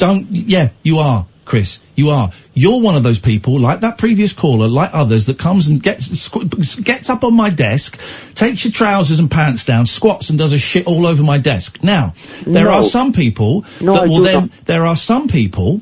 Don't assume it. There are some people, I'm not assuming anything, this is based on 3 years of dull phone calls. There are some people that will go, man, I've done that mess all over your desk. Let me help you clean it up, right? And I embrace those people. I embrace them. There are some people, yourself, that will do the mess. Let me finish. Chris, you come on and kill my show every single time, and I'm telling you why. Thank you. Yeah, you're welcome. You're one of those people that comes on, does the dump, doesn't remember doing it, walks out, and then comes back the next day expecting to do the same thing. I do not want to talk to you because you are not prepared to try and change things. So I'm asking you for about the 4th time in a week, please, mate, please, until you are prepared to do some positive changes in your life, I don't want you calling this show anymore. I'm going to piss... because you say I'm pissing you off and whatever, I'm going to make a really good thing to come down this show and get banned from his show. Okay, I don't know what that means. I'm not a bad person. Never said you were a bad person. Never said you were bad. I can be a boring person. I can be a... But what the things you don't remember what we said last week, do you? You don't remember? Remind me. No, I'm not going to, because we had several phone calls about it. You and I had at least 2, possibly 3 phone calls. I will tell you, Chris, we had a long old chat where we discussed you phoning up, moaning about will you let me finish? Will you let me finish? All right, sorry. Yeah. We had several phone calls where you would phone up moaning about the bad set of cards you had been dealt with, and I don't think anybody could disagree that the cards I didn't say that. Chris, if you're not going to listen, mate, if you're not going to listen, I'm done, okay? All right, go on. No, I'm going to listen. No, do you know what, Chris? I think I'm done, mate. No, I really think I'm done. No, go on. I think I'm done. With respect... No, please carry on, Ian. Okay.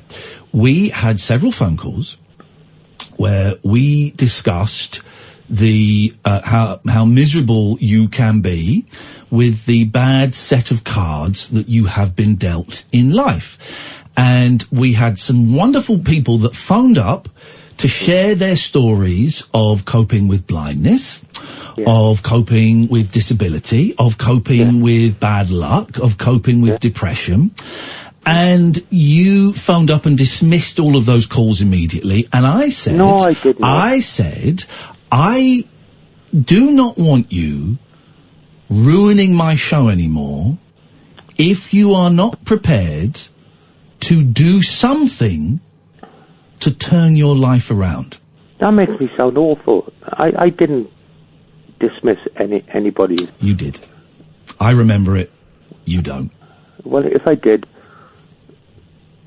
I don't do that in real life. Okay. Well, this is real life. This is my job. I apologise. Apology accepted, Chris. Apologies accepted. But I'm going to ask you to stop calling, please. Okay, I won't. And you when your calls flash up on the screen, and there you go. Now your language. No, because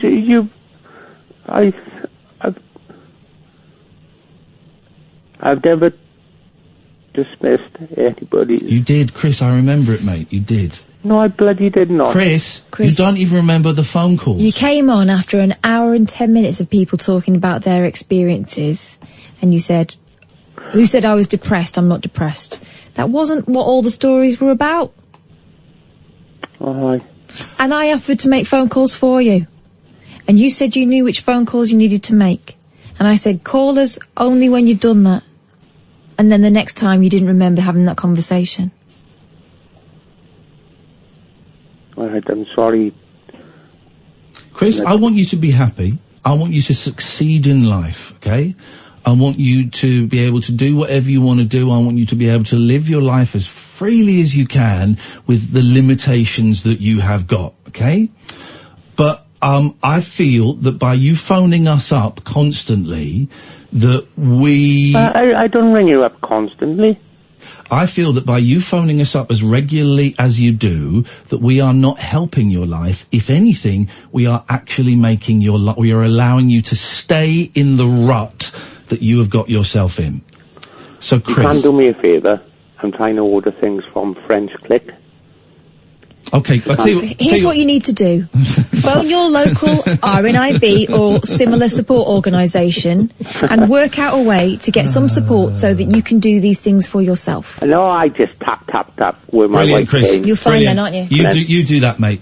I wish you the best of luck. Feel free to I'm phone sorry the other... if I- feel free to phone... I wasn't being disrespectful to your other listeners. If I have upset them... Okay. I'm sorry. Feel free to phone other...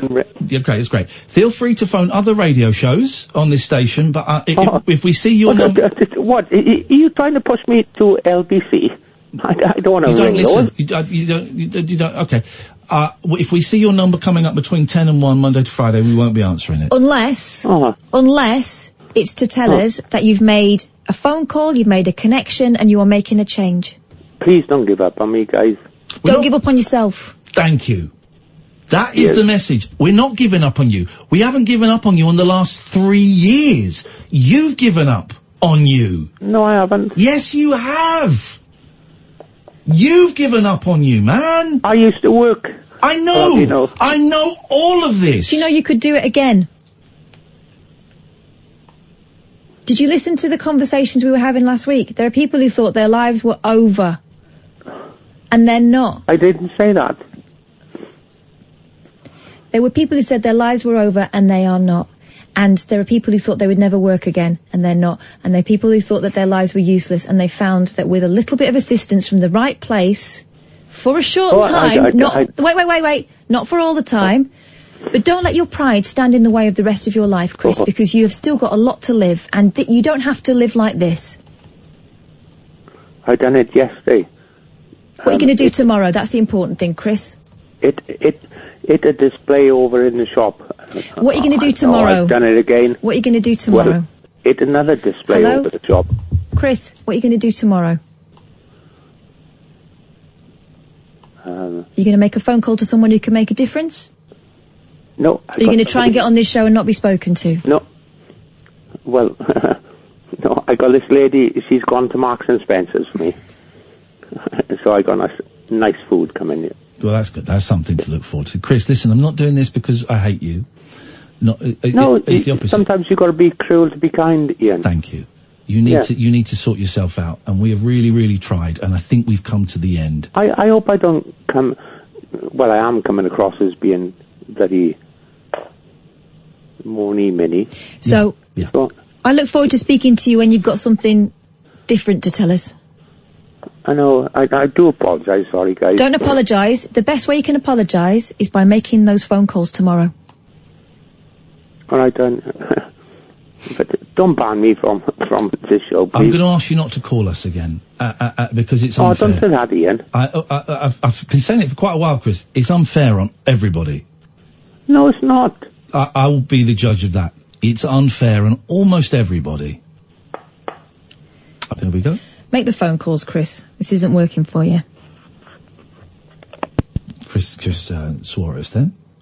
Which actually, I see that as a good sign. I see that as someone getting annoyed and think, hopefully, that will drive him into doing something. Nelly, do you know what? That tweet is really, really unhelpful, mate, as was your tweet yesterday. If you're going to tweet stuff like that, don't at me and Katherine in it, alright? Don't. That's just mean. If you've never listened to the show, that's going to sound really harsh, and a few people are calling me out on Twitter for being harsh. Chris has been calling us for a long, long time. He's visually impaired. And, a lot of this, I'm very happy to talk about mental health, and I'm very, very happy to, talk about, very happy. This show helps people. It really does. But you've got to want to help yourself a little bit. You've got to want, otherwise it's really unfair on me and Katherine. We take all of this stuff home with us in different doses, but we take all of this stuff home with us. It kills the vibe of the show on a slightly more superficial but still important level. Totally kills the vibe of the show. And it can be triggering and depressing for a lot of the listeners. Chris, I love you, man. But you got to give me something back, and you're not. Maybe it was too harsh. I'm now going to spend the rest of the night going, oh, God, was I so harsh? Was I so harsh? Well, you say that every time, and then the next day he rings up and he's not remembered what's been said. I really want you to win, Chris. This is the point. We want you to win. And people, you know, come on, Nelly. Those tweets are bang out of order, mate, and you know it. Right. This is Talk Radio. The wild man of late night radio. The late night alternative with Iain Lee on Talk Radio. Here's the thing, I'm not in a great space as well. So people, selfishly, not everybody, and I want to really stress this, not everybody that phones in to share their mental health stuff is doing it selfishly, right? There's a degree of selfishness in people struggling with mental health. There has to be. But this is not in any way to stop other people phoning in, right? Because we've built this nice little place where people can feel, I don't want to say a safe place because it's not quite, but where people can phone up and say anything, right? And we don't judge them, pretty much. We don't judge them. I'm in a really lousy place myself at the moment, right? Really lousy place. So, to have stuff like Stephen, so have the stuff that Stephen and Chris have thrown at us, and they're to seemingly be on both their counts. I'm only singling them out because they've just called in. Tell Mo I don't want to speak to him tonight. To throw their stuff and take no responsibility for throwing their stuff at me when I'm feeling lousy, it's not fair. It is not fair. I shared with Stephen in particular so much of my experience, which is a hard thing to do, and he don't remember it. Here's the other thing. What's the point? You also risked your own recovery. I did. When he's talking about that dealer, I was getting a little chubby going because it sounded great. The problem I have with those sort of calls is that I think it would be irresponsible of us to encourage that when people are using us rather than a professional who can do something about it. And it seems to be that some people's coping mechanism involves coming on, spouting, walking away and forgetting they've done it. And maybe I'm now thinking, I was probably too harsh with Chris. I probably was. The message could possibly have been delivered in a slightly softer way, but we delivered it 2 or 3 times last week in a softer way. And he phoned me again last week. And so I just think if that number comes up for the next month, we won't be answering it on this show. But I say, I wish, John says, oh, you do judge, and in most cases you're dead wrong. Thank you very much, John. I appreciate that. Nelly, I've muted you because I think those comments have been mean and unhelpful. And why would you at us? Why would you at us with that?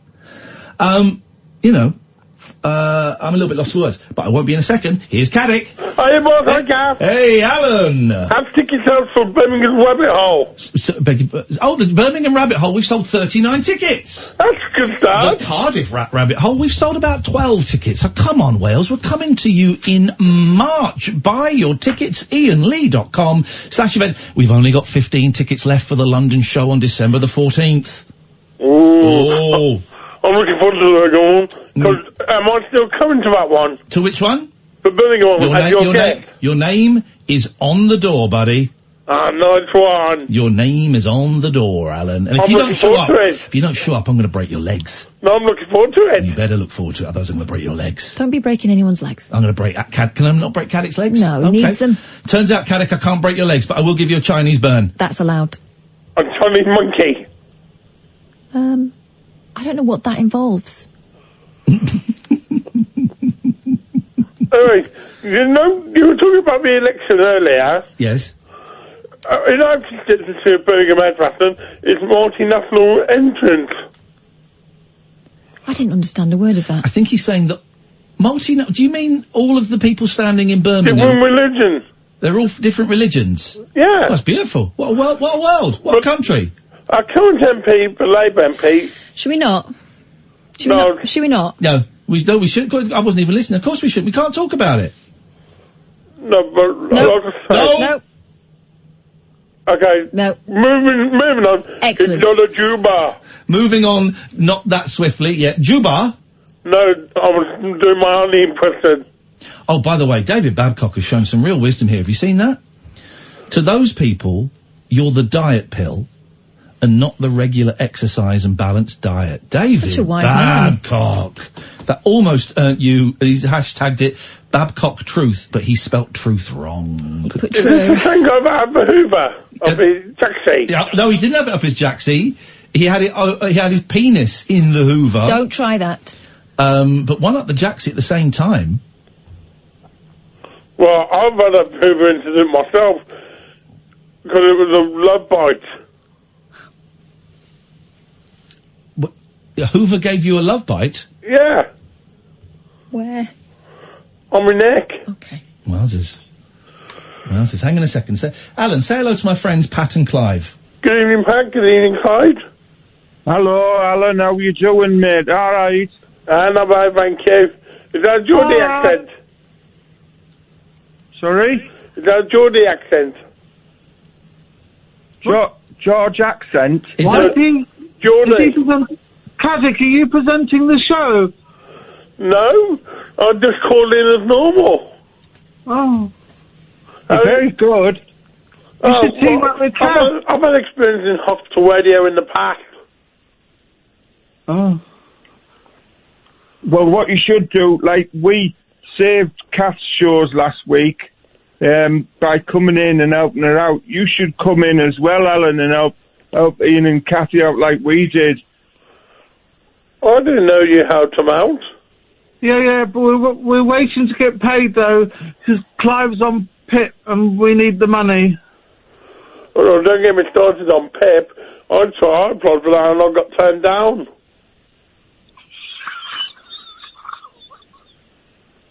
Oh, it's not easy to get. Tell him what you had to do, Clive. What did you have to do, Clive, to get your PIPs? I had to develop secondary renal cancer and get a 9-month prognosis. Yes. And then the chemotherapy and radiotherapy destroyed my immune system, which caused fibromyalgia, rheumatoid disease, and psoriatic arthritis. You pussy. And severe chronic bouts of diarrhea and constipation. Which I'm constantly having to clean up as I'm his new carer. All right, Pat. We don't need the details of what you're doing with his sticky end.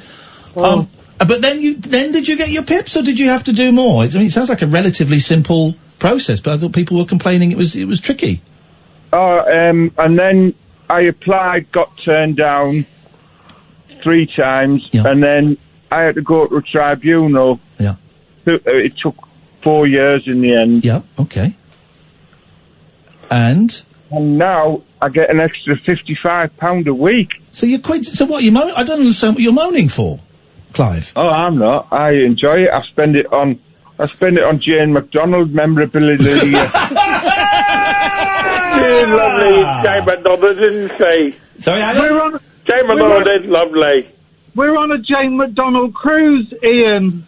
What does that mean? You're driving around gay bars? Explain, Clive. No, we're in the cabin on a charter ferry. Oh. Going from Purfleet to Dunkirk Oil Terminal. Yes.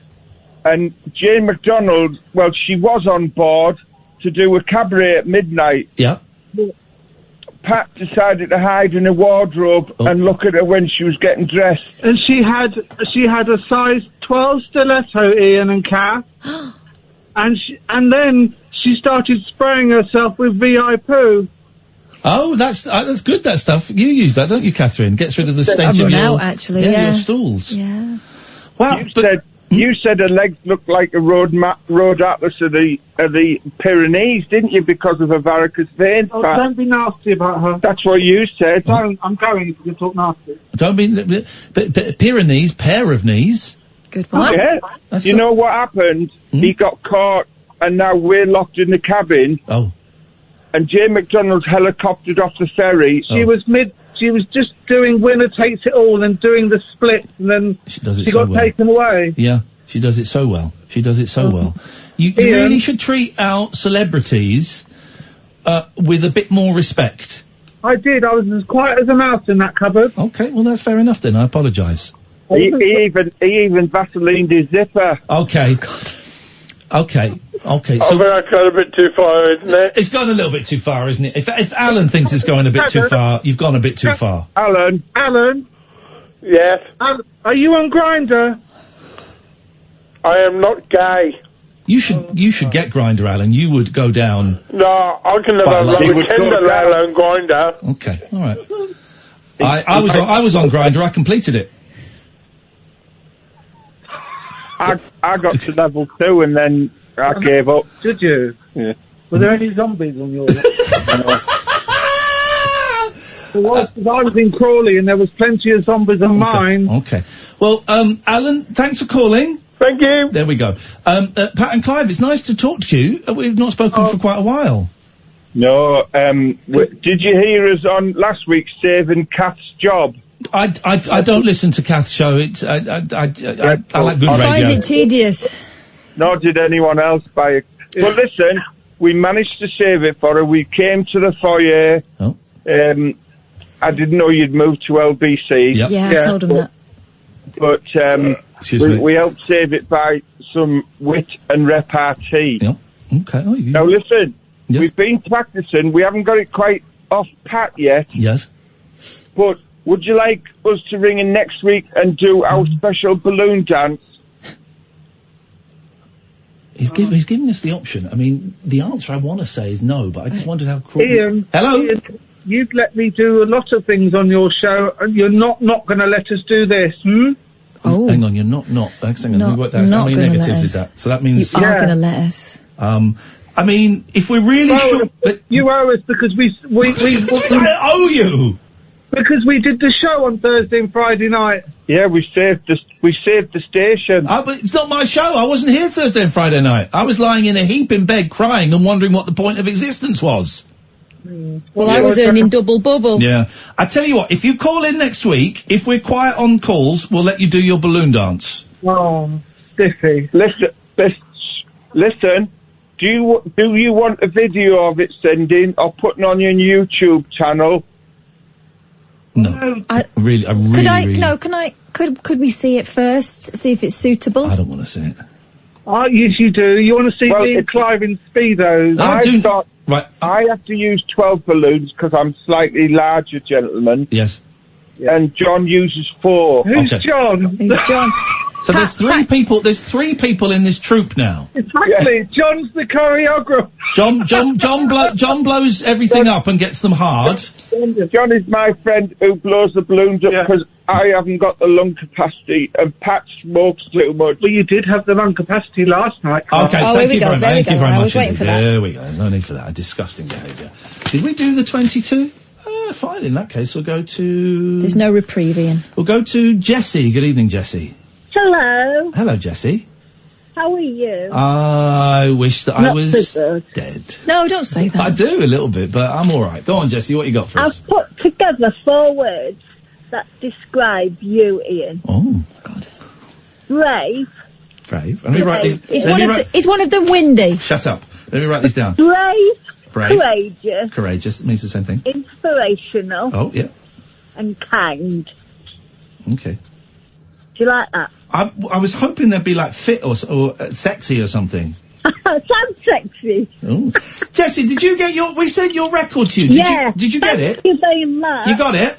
I love it. Beautiful. Have you played it? No.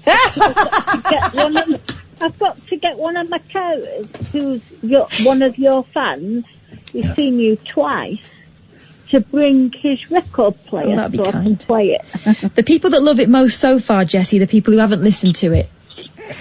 I'm looking forward to it. Jessie. Also, yes.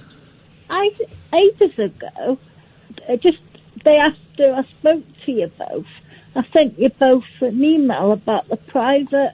Yes, yes, it's no, you haven't yet. We kind of just. You did get it. We got it. That's Got it. That's all I wanted to check. Thank you, Jessie. We got it. Always lovely to talk to you. Thank you. Yeah. See you later on. Ta-ta. Bye. Bye. Bye-bye. Will you leave her alone? Brave. Courageous. Katherine, could you read those words for me, please? At the bottom of the page there. I forgot. Kath can't read. No, it's just your writing. You know what the words are. Just say them. Recite them. Breve. Courageous. Inspiration. Inspiration. You're saying inspirational, but you're just inspirational. You're just saying it in a funny accent. You're saying the words. Kind. Humblest guy he knows. I am the most humble guy I've ever met. What are you writing that down for, anyway? I feel really bad about how I spoke to Chris.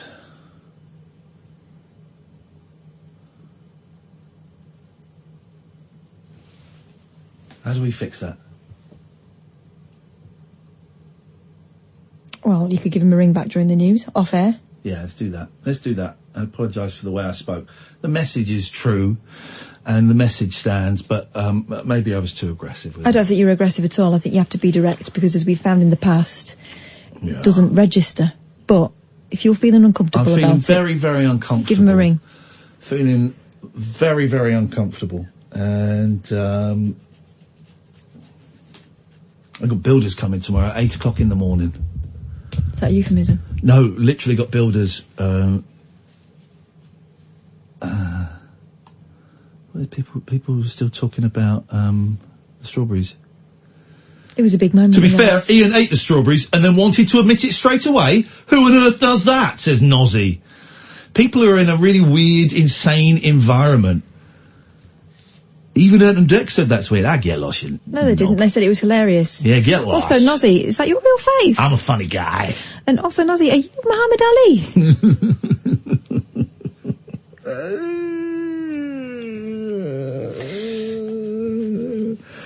Someday I'll find you. Do you know that song?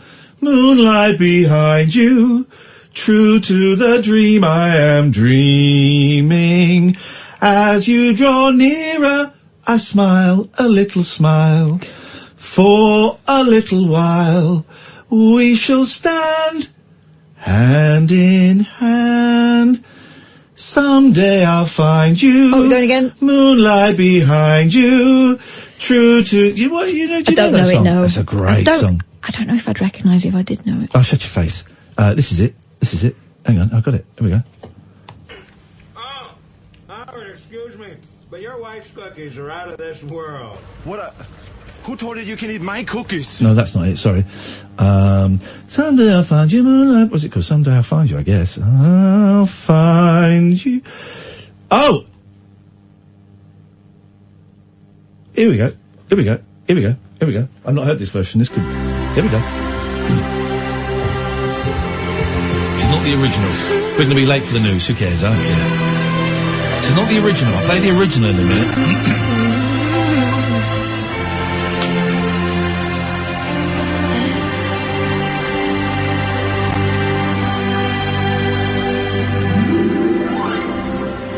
Miss Shola Amma. Oh yeah. When one is lonely. That's awful. Here we go. There's John, the writer of the song, Mr. Noel Coward. What are you doing here? I'm on my honeymoon. Very interesting. So am I. I hope you're enjoying it. It hasn't started yet. Neither is mine. Are you happy? Perfectly. Good. It's a great song. Ecstatically. What's she like? Hair. Very pretty. Plays the piano beautifully. Very comfortable. How's yours? I'd rather not discuss it. Oh, well, it doesn't matter. He'll probably come popping out in a minute and I shall see for myself.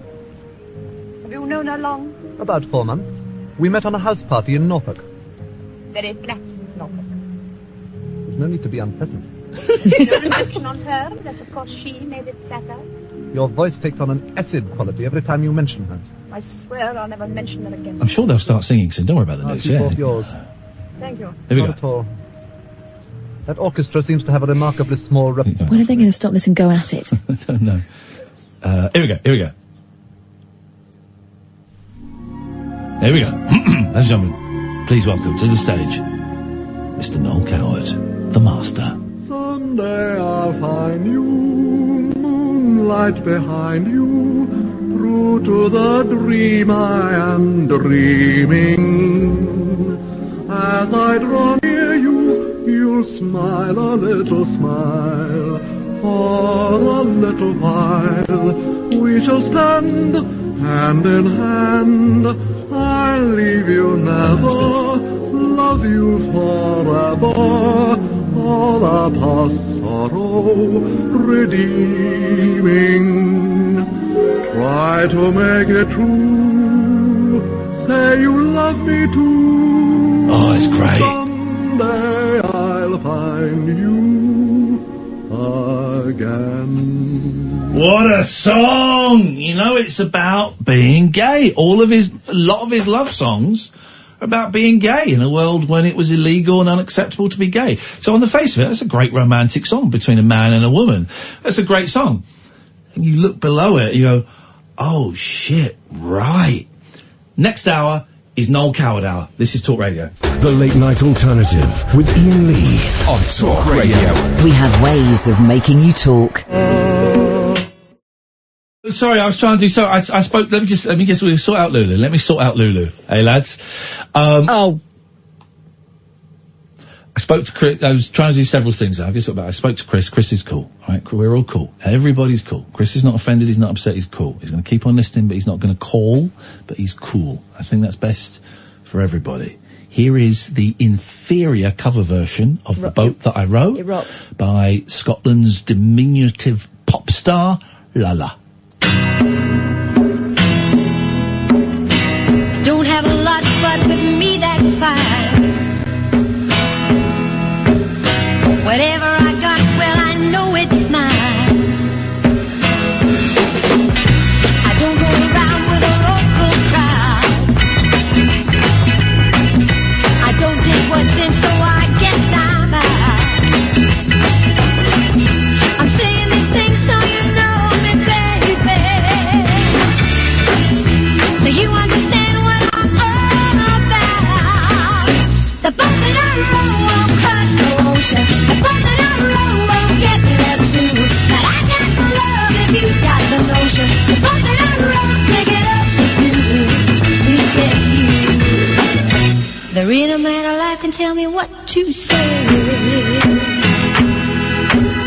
I choose my own side and I like it that way. I don't worry about all the things I'm not. There's only one thing I want I ain't got. You know that I'm thinking about you, baby. But you better know before you come along. The boat that I row won't cross the ocean. The boat that I row won't get there soon. But I got the love if you got the notion. The boat that I row, take it up to me and you.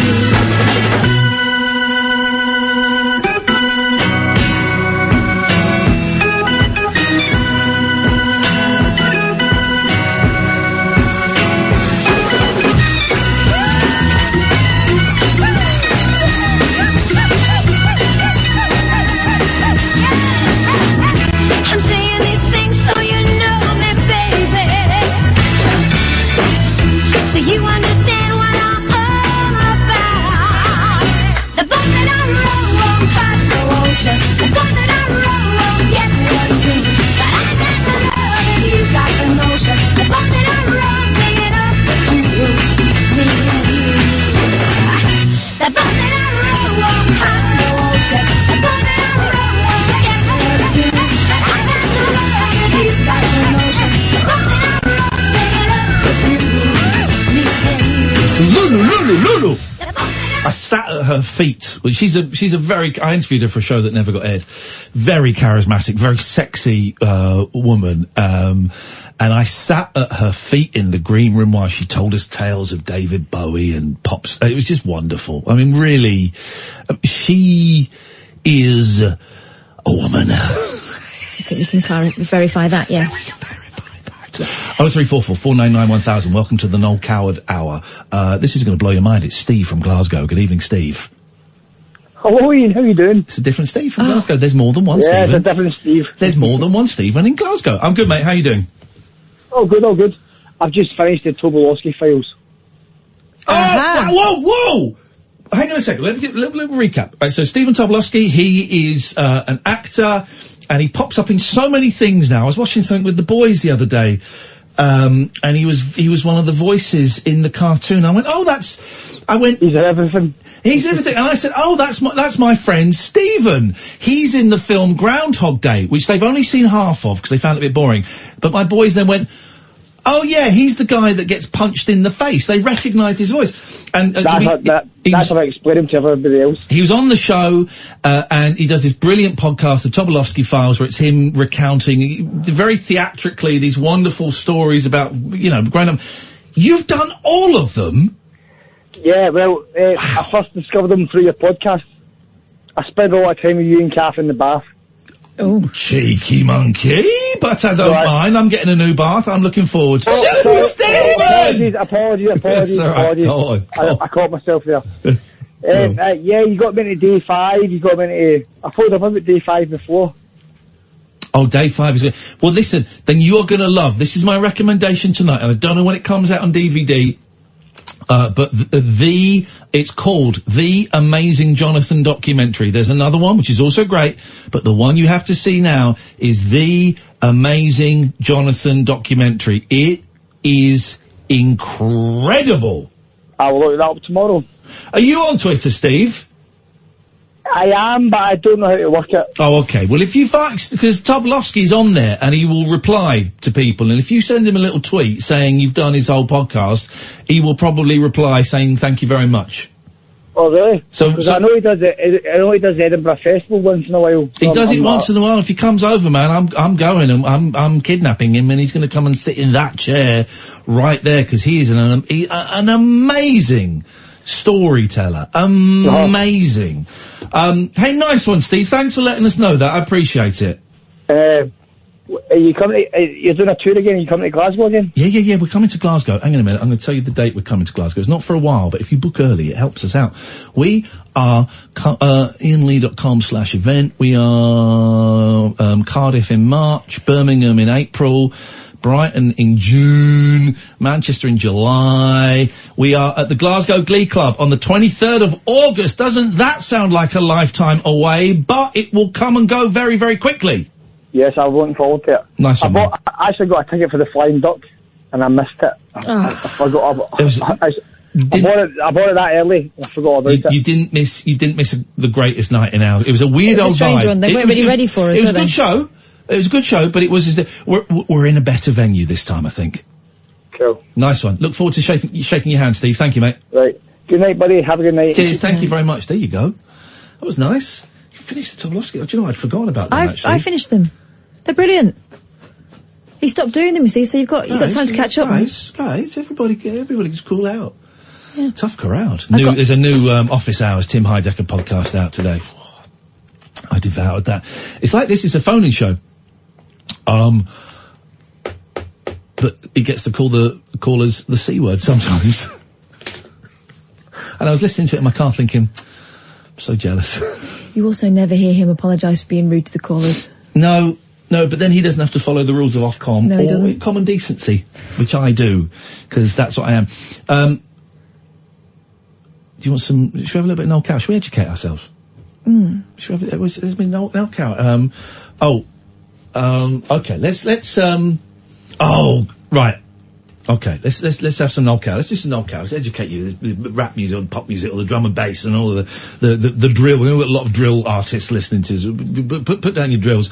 Put down your video cameras. Let's have some real music. Ladies and gentlemen, would you please welcome Noel Coward and his song London Pride, about his experience. Probably not all of his experiences during the blackout, but his experience during the Blitz. London Pride.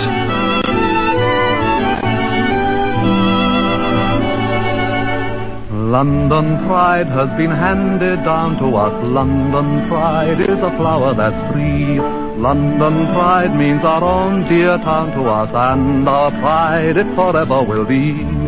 Whoa, Liza, see the Costa barrels, the vegetable marrows, and the fruit piled high. Oh, Liza, little London sparrows, Covent Garden Market where the costers cry. Cockney feet mark the beat of history. Cockney feet mark the beat of history. That's a great line, isn't it? Cockney beat mark the feet of history. No. Cockney feet mark the beat of history. Feet mark the beat of history. Every street pins a memory down. Nothing ever can quite replace the grace of London town. Come on. It's great. Terribly, terribly good. All right, okay. You know the song "Don't Put Your Daughter on the Stage," Mrs. Worthington? Yes. Do you know it? Yes. You know it's packed full of jokes. Packed full of jokes. Don't put your daughter on the stage. It's just packed. Lots of innuendo about what happens to actresses. Here we go. This is...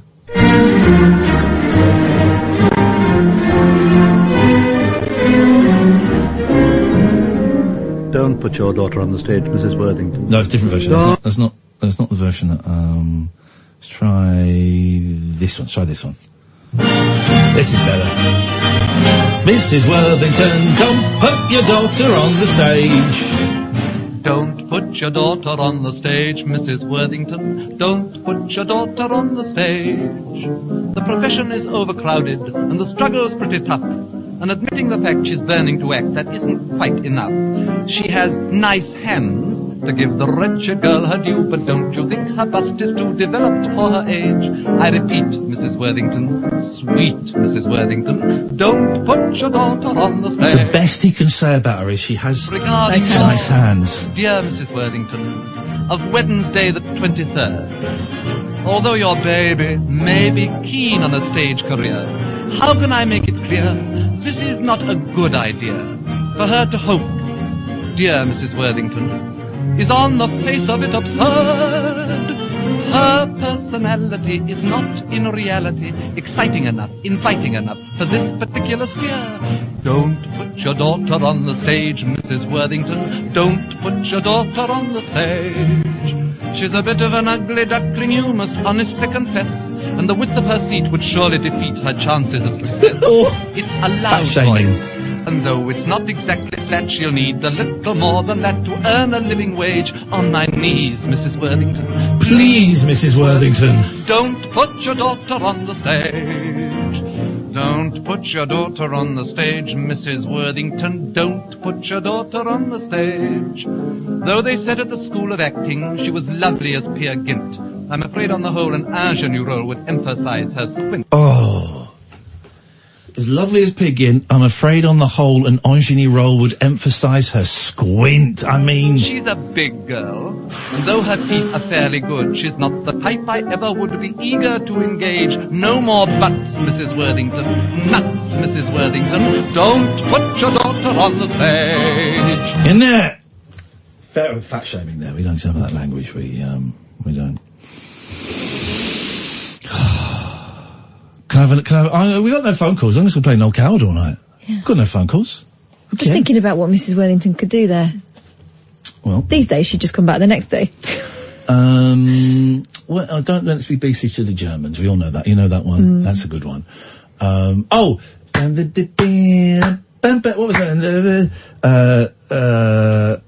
This is Nina from Argentina. This is a great song. Here we go.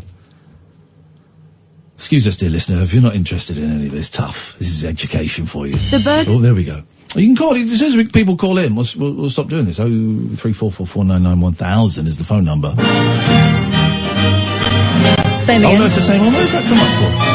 What does that come up for? Let's try this one.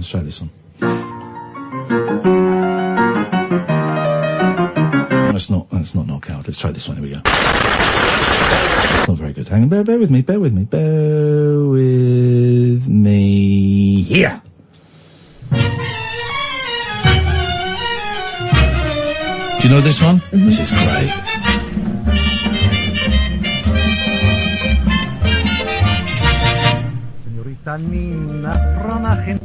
Whack it up a bit. All the answers, although her relatives and friends were perfect dancers. She swore she'd never dance a step until she died.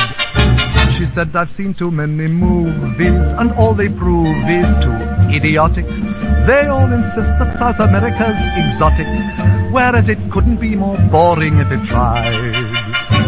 She added firmly that she hated the sound of soft guitars. Here's the thing about Noel Coward, right? Everything, this was posh, funny posh old guy. He wrote so many plays and so many songs. He wrote like hundreds and hundreds of songs, right? Some of them are a little bit ropey, but most of them are incredible. He wrote so many plays and then converted them into movies. He was the first, well, I can't think of anybody who's ever done as much as he did in so many different. And he acted. He put on the biggest ever production on the West End stage, which I think was called, so long since I've read into him, I think it was called Cavalcade, and it had something like 200 actors in it. This is like in 1938 or something, and it was just, and it flopped because they were just too, they could never get their money back. When I was a kid on the weekend, we used to go to my grandma's on a Sunday, and back then there weren't children's television channels, right? So you all watched the same thing, right? And it might be an old black and white film, often it was a cowboy film if it was my granddad's choice. Genevieve, I remember watching Genevieve because there was nothing else on. And here's the film that really stuck in my mind, and it was black and white, Blithe Spirit. Yes. Incredible film. I found it spooky and funny and strange, and I must have been about 7 or 8. Yeah. Brilliant film. Absolutely brilliant film. Yeah, but based on a play. Of course he wrote Brief Encounter. I had to just Google it just to double check. So I thought he couldn't have written Brief Encounter. He wrote Brief Encounter.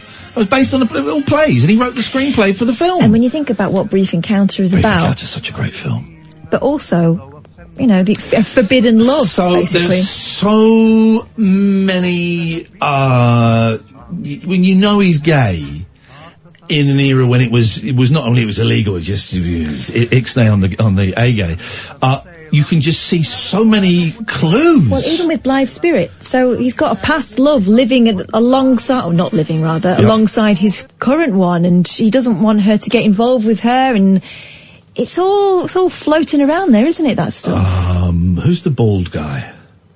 And narrow it down. etc. Oh, Yul Brynner. Yeah. He does. You've got to come round and watch The Magic Christian, right? Because it is, it's incredible, and there is a bit in it where Yul Brynner in full drag sings. I think this sings this. Mad about the boy. He's miming, obviously, but I know it's stupid. hang on a minute. Let me get the clip from the film, because it is. Here we go. This is it from The Magic Christian. This is worth seeing. Look at this. Roman Polanski, Yul Brynner. Doesn't he look hot? Well, no, I think he looks like one of Hinge and Bracket. Would you like to buy a girl a drink, big boy?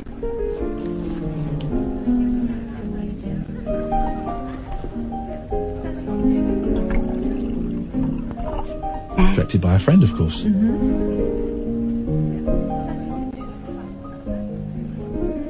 looking at you, mister.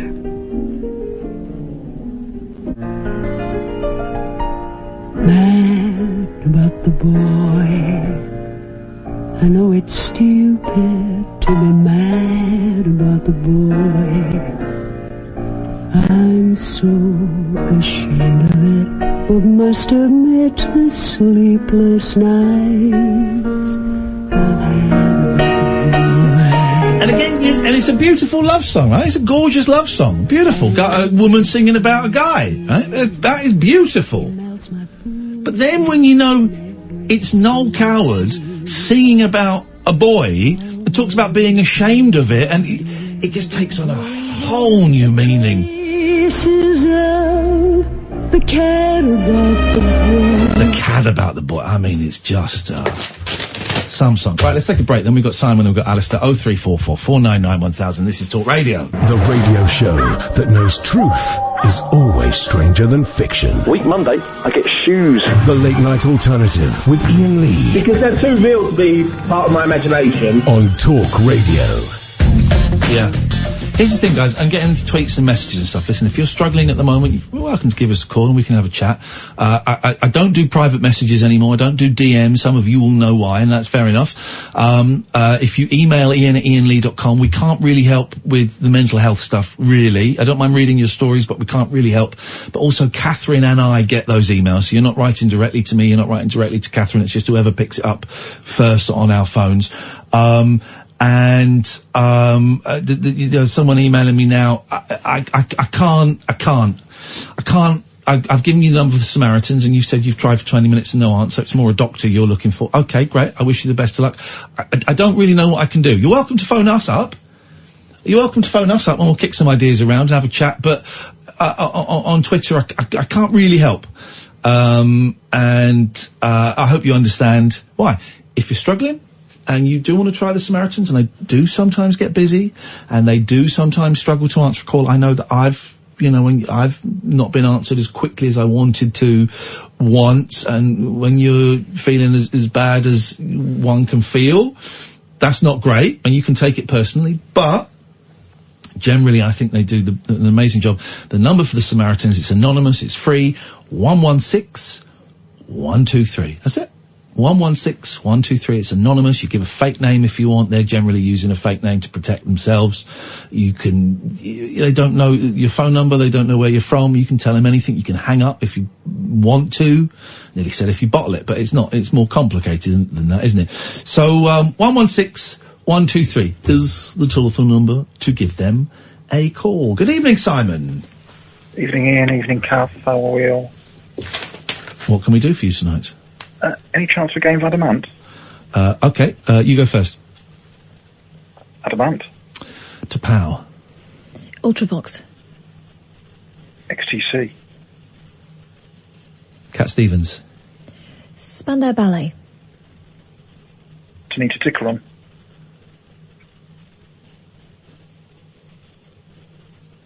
Mike Nesmith. Ooh. Howard Jones. Sade. Elastica. ABBA. Back to me. Alison Moyet. Bava. Echo Belly. Yellow ends in a no. OMD. Duran Duran. Nico. Omar. Roxette. Evan Dando. Orange juice.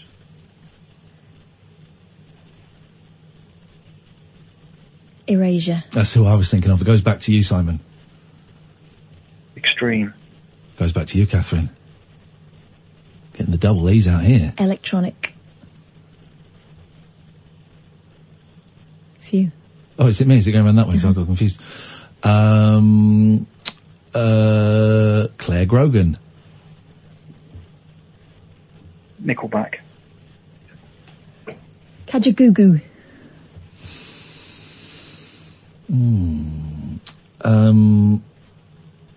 Oh gosh. 5, 4, 3. Olive. 5, 4, 3. Avon Andrews. Thank you very much for your call, Simon. It was going so well. It was going so well. So well. Let us go to Alistair. Good evening, Alistair. That was just like a radio version of The Good, the Bad and the Ugly. We won't ask who was who. Well, obviously Katherine was the good one. Thanks very much, Alistair.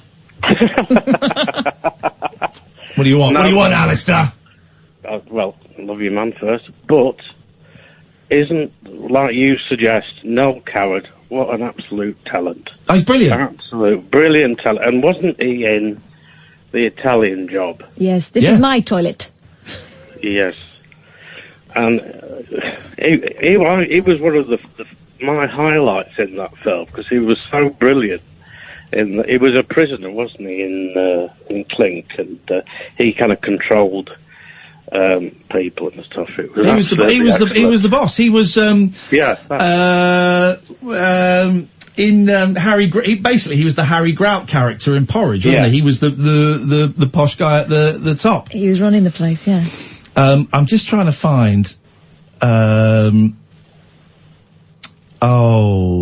He went to Las Vegas and did loads of shows in Las Vegas. Gosh, how did that go? Really? I'll play you a bit. Theatre work or musical? Like a one-man show. He went to Vegas. Really? Let me find him doing, hang on, Noel Coward live in Vegas, right? Is absolutely, it's incredible. I think this is the Vegas version of him doing, here we go. Listen to this. This is great. Listen to this. Now, he didn't write this, but Mr. Irving Berlin often emphasizes sin in a charming way. Mr. Coward, we know, wrote a song or two to show sex was here to stay. Richard Rogers, it's true, took a more romantic view of this sly biological urge, but it really was Cole who contrived to make the whole thing merge. He said that Belgians and Greeks do it. Greeks. Nice young men who sell antiques do it. Let's do it. Let's fall in love. Monkeys whenever you look, do it. Ali Khan and King Farouk, do it. Let's do it. Let's it's the fall timing. in love. It's not his song, but the timing. Luella Parsons can't quite do it. He's changed some of But she's so highly strung. She's a Hollywood critic, wasn't she, Luella Parsons? Marlena might do it, but she looks far too young.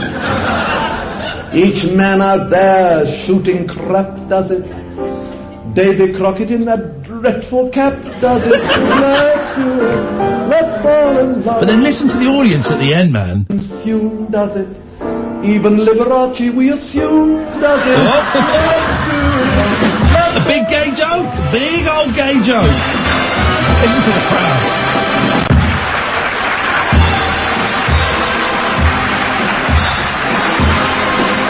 Honestly, treat yourself, dear listener. The Noel Coward Live in Las Vegas album from 1955.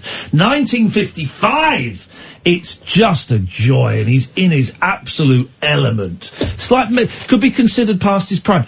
I had a brilliant thing last night, Alistair, on the way home, right? Sometimes I listen to talk radio, sometimes I listen to BBC London, and at 1:30 on 4 Extra, they play a documentary. And I always check it out. Sometimes it's something really boring, and sometimes it's something you think, oh, I've not heard that. There was a documentary from 2010 last night about the American folk singer Peggy Seeger. I was going to say Pete Seeger, but that was her brother. Peggy Seeger, who was married to Ewan McCall, who was Kirsty McCall's dad. The song... Oh, really? The song, First Time Ever I Saw Your Face, was written about her, right? He sang it to her over the phone, right? And said, I've written a song about you.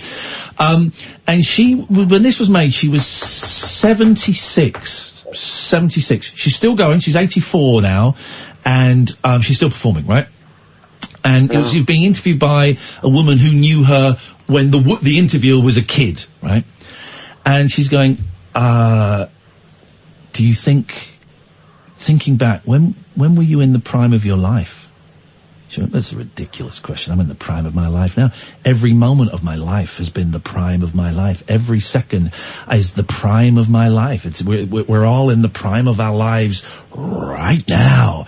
And you think, whoa, she's right. It's a 76-year-old woman. You're thinking, yes, she's right. And the younger woman says, what the disadvantages to growing older? She says, it doesn't matter about the disadvantages. They are totally outweighed by the advantages. All the knowledge I've got now that I didn't have at 16 or 30 or 50. Absolutely. All of the knowledge and experience I've got now. Yeah, okay, my looks are fading and my tits are sagging a bit, but everything else totally outweighs that. It was really inspirational. She was incredible.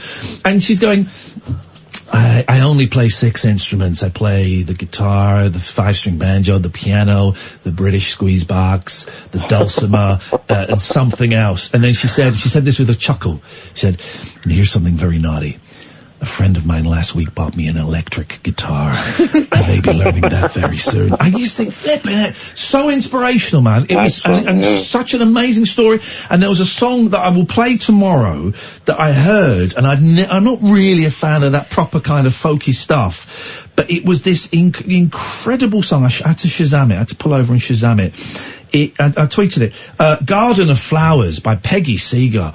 Oh man, I've never heard anything like it. It was stunning. Excellent. So I don't remember what I was talking about, Peggy. So Prime of Your Life. That was it. Prime of Your Life. Well, this very second, where I have more knowledge now than I had when I was 20, when I was 30, than when I was 45. I've got more knowledge now. We've all got more knowledge than we've ever had. This, Alistair, this second, this moment right now is the prime of your life. And that's it, and kind of it feeds into kind of general advice you get from a lot of therapists and others. Yep. That say one of the best things that you can try and do, and you can do it by all sorts of means, is to stay in the present. Don't look back, don't look forward. Stay in the present. Yeah, it's a tough one to do, man, and I struggle with that. I'm always tough. Projecting into 3 months from now, and bill I got to pay, and I've got to pay my car insurance in March, and I think, but staying in the moment, Yeah, avoiding disasterbation. Sorry? Yeah, that's what Katie Puckrick calls it. When you catastrophize, when you imagine this is going to happen, and then as a result of that, this is going to happen, and then as a result of that, and before you know it, there's no point starting this thing because it's all going to end in tears, but actually you've not done anything at all except disasterbation. I like that. I'm having that. I'm having that one, Alistair. Can I say a couple of things about documentaries, Ian? Yeah, go if you like. Now, some people may accuse me of being dull, right? One of my favourite experiences, a couple of days ago, I found a new documentary about Watergate, and it was 4.5 hours long. Oh, I saw someone tweeting about that the other day. Is that It was me, probably. Oh, maybe it was. Maybe it was. Now, the reason, I'm so intrigued by it is because I remember it when it first broke in the 70s. My brother got the book by Carl, what's his name, the American journalist who wrote the story. That's it, yeah. Deep Throat. Deep Throat. And it was an absolute joy.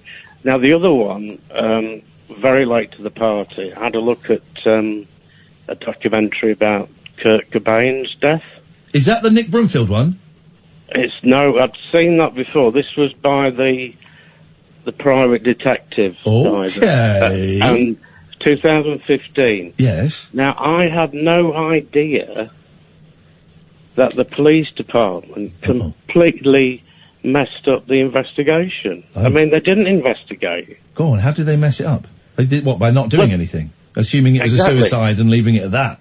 Yeah, that was it. They I can't remember the details because my memory's so bad. It's like getting my mum to describe a book she's read. Well, this man got murdered. Or was it a woman? Says you. Who was the bald fella? Hey, get this, Alistair, right? We are watching First Dates, right? First Dates. Right, it's the program where it's that annoying French guy. He's not annoying, he's delicious. He's pointless. Should be a robot. Fred. And he hosts a horny restaurant for swingers, right? And people come in and they're encouraged to have sex for money. And what? He is. No, well, it's to meet up and have a date, right? It's called right. And there was a guy. Literally, the episode started, and a guy came on. I went, I know him. I went, I know him. He's called Bernard. He's a carpet seller. Huh? I said, he's been on telly before. And I Googled it, Alistair, and for the first time ever, I was right. I recognised someone. He was on the classic episode, week-long, of Come Dine With Me, where a woman... everyone was incredible. Everyone was incredible. And a woman, very sad story, so hesitate with the laughing, because you'll identify with this. At the time it was funny. A woman, on the night that she was cooking, fell asleep at the dinner table. Someone else had to do a main course. Someone else had to do it. Now, at the time, very, very funny. Takes a very tragic turn of events. Several years later, Turns out, I think you know where this is going, Alistair, that woman was an alcoholic, and she took her own life. Really, really sad story. She took her own life. And that week of Come Dine With Me is pulled. You cannot find it anywhere. There are seconds of it on YouTube, but the week is gone. And it's a real shame, because her illness to one side, and it was a problem throughout the week, you could tell, but her illness to one side, it was one of the most incredible mixtures of people you have ever seen in your life. It was peak Come Dine With Me. It sounds like it's right up there with Take Your Money and Get Off My Property. Yeah. Oh, it was peak every second, and it was so exciting that I was doing a show on another radio station, and Channel 4 refused to let us speak to any. They were very protective about the Come Dine With Me guests, right? So I did a bit of detective work, and Bernard said he worked in a carpet sellers, and they said roughly what area. So I found out all the carpet sellers. Third one got him, boom. But so I'm watching. And of course he's a shy retiring type who doesn't like to talk about stuff. They all came on, I think, in the end. And there was a woman. How did she talk? I'm say it like, she's a bit like Frankie Howard. Right. If anyone's got it, I'd love to see it again. But anyway, so we're watching First Dates, and I went, that's Bernard from Come Dine With Me. And it was. I've noticed a few people popping up on various reality TV shows over the years, and I do wonder whether their names are kept on file. Yeah, God, well, characters. That's how, Dick and Dom got their break. Is it? Dom and Steph got their break, because they were on Four in a Bed. Right, yes, and then Gogglebox. And then... The World. Well, not Talk Radio now, but Ixnay on the Talk Radio tape. But, so yes, they do. Anyway, go on. That was a tangent. I don't quite know how we got there. The last thing I'm not sure you want to do, because it involves me remembering a brief moment on a French holiday, and where I was in a bar, and they had this screen, and it was when they were playing a lot of music videos at the time everywhere, and this music video came on with a female singer, and the video was very hot, can I just say, and for ages and ages, I couldn't get the tune out of my head. Was it Sabrina, Boys, Boys, Boys? Because that is a hot video. Oh, it's a silly video. This week, I actually discovered it. What was it? And it's Tandem by Vanessa Paradis. Oh, and it is brilliant. And I wondered if Katherine could translate. Okay, well, you sing it. Oh, no, I can't. Oh, I thought you... What? Hang on, let me look for the words. What's it called? Camden? Tandem. Tandem? Tandem. All right, let's find it. Here we go. This is let's have a tune. All right, well, I'm just going to boot it up on the. Dans l'amour je t'aime, trop de haine, mais jamais un seul haine. Here we go. Oh my God! There's a Jesus wet. See what I mean? Yes, mate. There's a topless woman playing guitar. Oh my God! What the hell?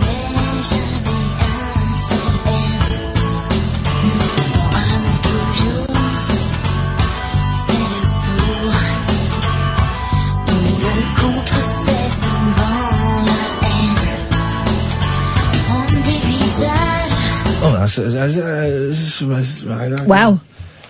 What is it about? Okay, it says, in Je t'aime, in I love you, well, it doesn't make too sense. much M and never a single N.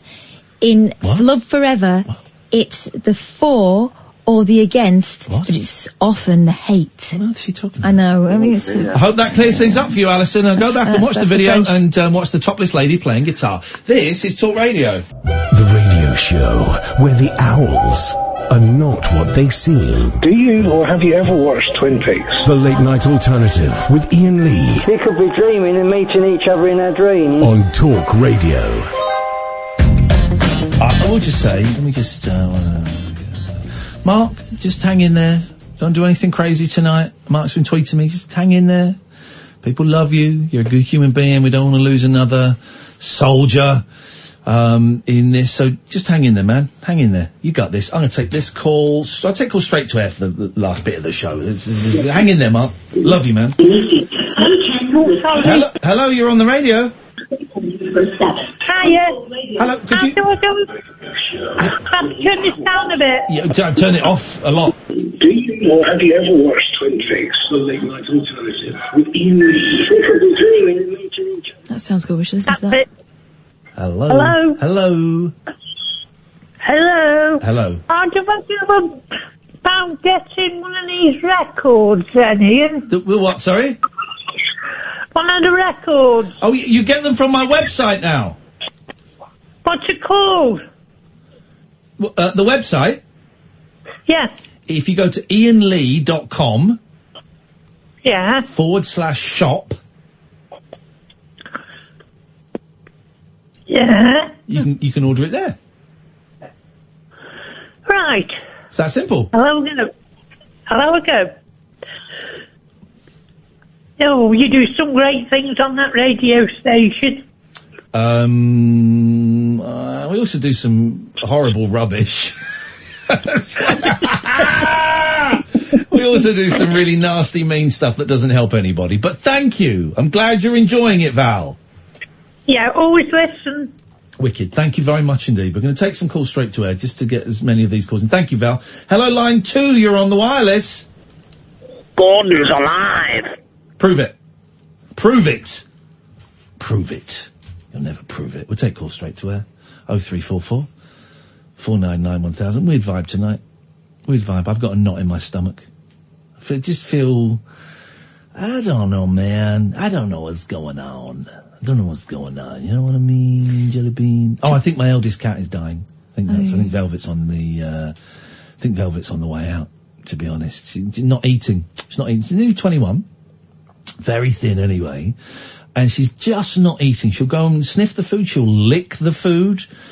But she won't eat the food. And I bought her some ham today, a favourite. She didn't eat it. You very kindly brought me some cat broth. Yeah. For her, which I will give her willingly. I think if she just drinks something. Yeah. I don't know if it's the kittens that have... the other girls have kind of accepted the kittens now.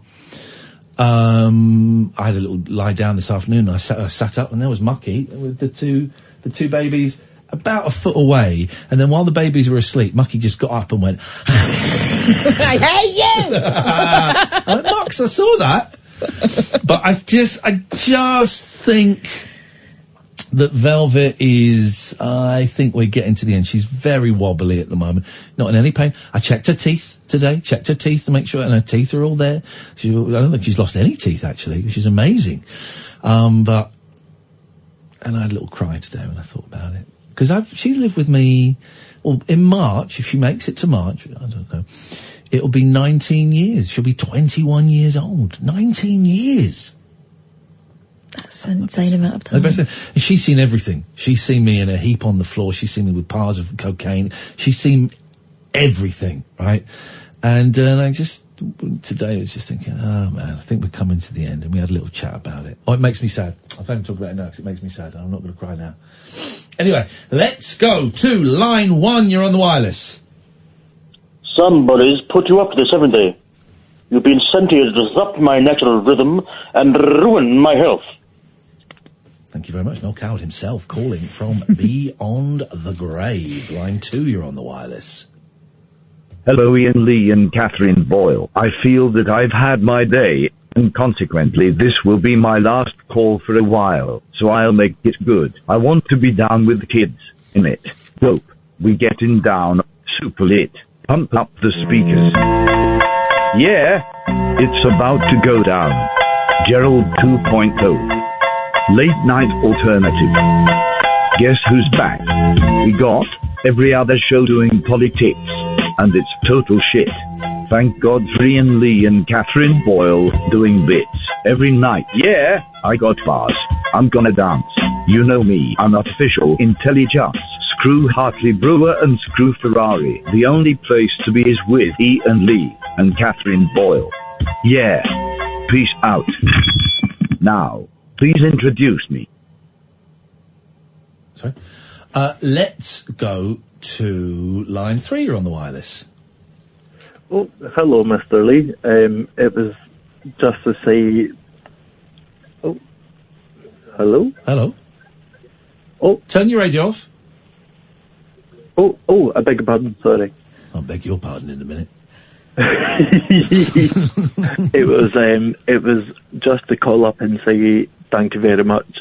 I'm Mark. Don't, I'm going to say something. Don't kill yourself tonight, if that was your plan earlier. No, it's not. Good. I wish it was. That'd be quite a sweet, easy way out of it. But no, that's not the intention. I know what you mean. There'll be some people offended by that, but I know exactly what you mean. Then what's going on, man? The odd thing is,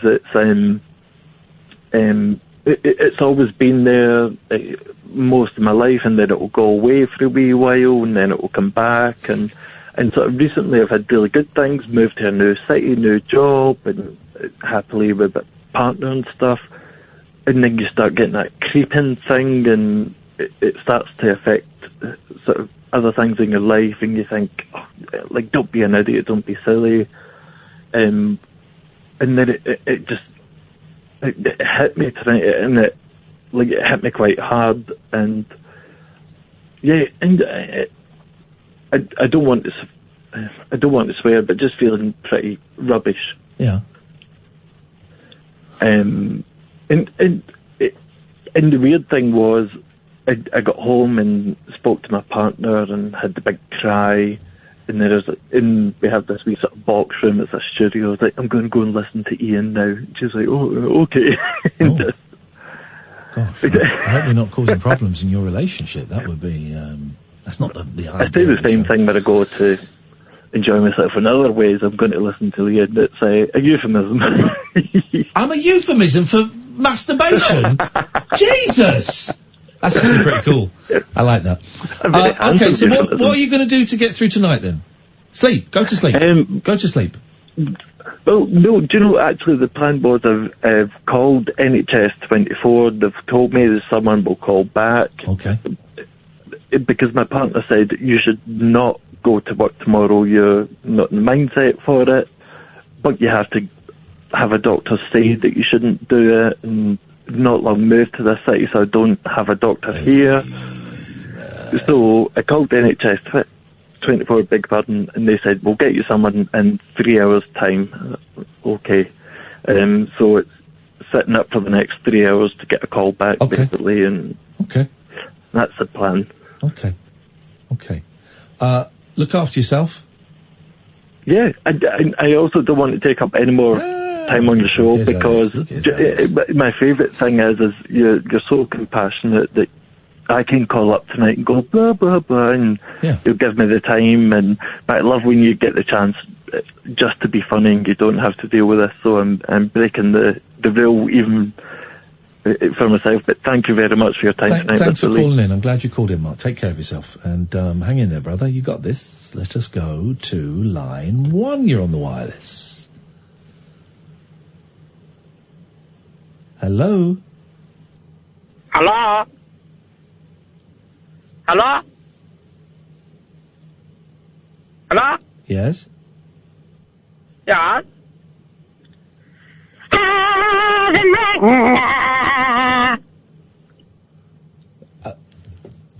I enjoyed the last second and a half a lot. Up until then, not so much, but that last second and a half was great. Line 2, you're on the wireless.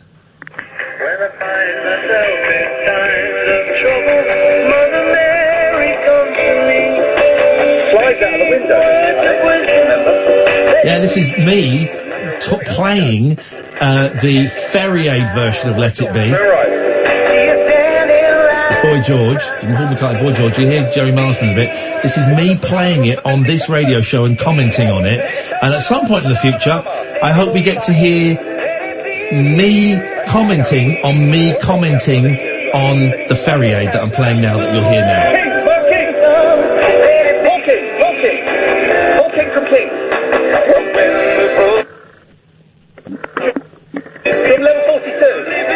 Very meta, very meta. I don't really know what meta means. I know what it means, but I don't know what... It's about itself. Is it Greek? Yeah, it probably is Greek. I heard the metonym, I heard today, that term. You know what a metonym is? A nym? Mrs. Frisbee and the Rats of. Nym? No. A nym is a sound. A name. Yeah, which is a sound. You're saying, what name? It's a sound. Okay, go on. It's a sound, name sound. And meta is within itself, so it's a name sound within itself. Uh-huh. So if you've got a name like Brian, within that you've got the name Ian. That's a metonym. Am I right? No. The Hollywood film industry. You're a homonym. For what? Can't really... the Hollywood film industry. I've heard of it, yes. The movie place. Known simply as Hollywood. Right. Because it names itself. Well, no, but there's no such thing as the Hollywood film industry. Yeah, there is. That's what that's what you're talking about if you talk about Hollywood. No, it's not. Oh, no, it's not! It is. It's on Omni Connect, so don't disagree with me. It's not. It's not. What was Hollywood originally called? What did the... Hollywood Hills. What did the Hollywood sign originally say before... I'm not talking about that. I'm talking about how Hollywood now refers to the film industry. Excuse me. What did the Hollywood sign say before a storm blew down the last few letters? That's not what we're talking about. Excuse me. What did the Hollywood sign say before a storm blew down the last 4 letters and they decided not to replace it? That is not... I'm afraid it is. Excuse me, let me finish what we're talking about. I'm afraid it is. Hollywood Land. And yet you think it's called, the Hollywood film industry? Well, firstly, they don't have films in America. They have movies. Poking holes in your story the whole way through. Hello, is that the Hollywood film industry? No, this is America. This is a Hollywood movie industry, formerly named after Hollywood Land. You must mean Hollywood in Scotland. That's where they make films over there. And this is why you are impossible to educate. I'm the best educational subject in Britain. You won't listen to Hollywoodland. Hello, line 2, you're on the wireless. Bother. Line 1, you're on the wireless.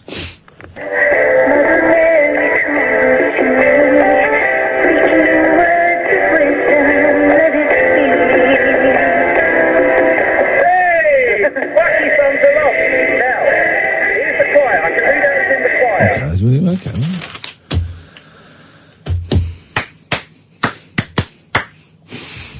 I'm done. I'm going home. I've got a builder coming at 8 o'clock. And I'm not going to have a bathroom for the next 2 weeks. So, my suggestion to you, dear listener, get knotted. No, seriously, my suggestion to you, stay tuned. Andre Walker's coming up next. I am going home. I'm going to bed. We will be back tonight at 10 o'clock. Don't you worry about a thing. Kath, anything you want to say? Too late. This is Talk Radio. Wow. We are Talk Radio.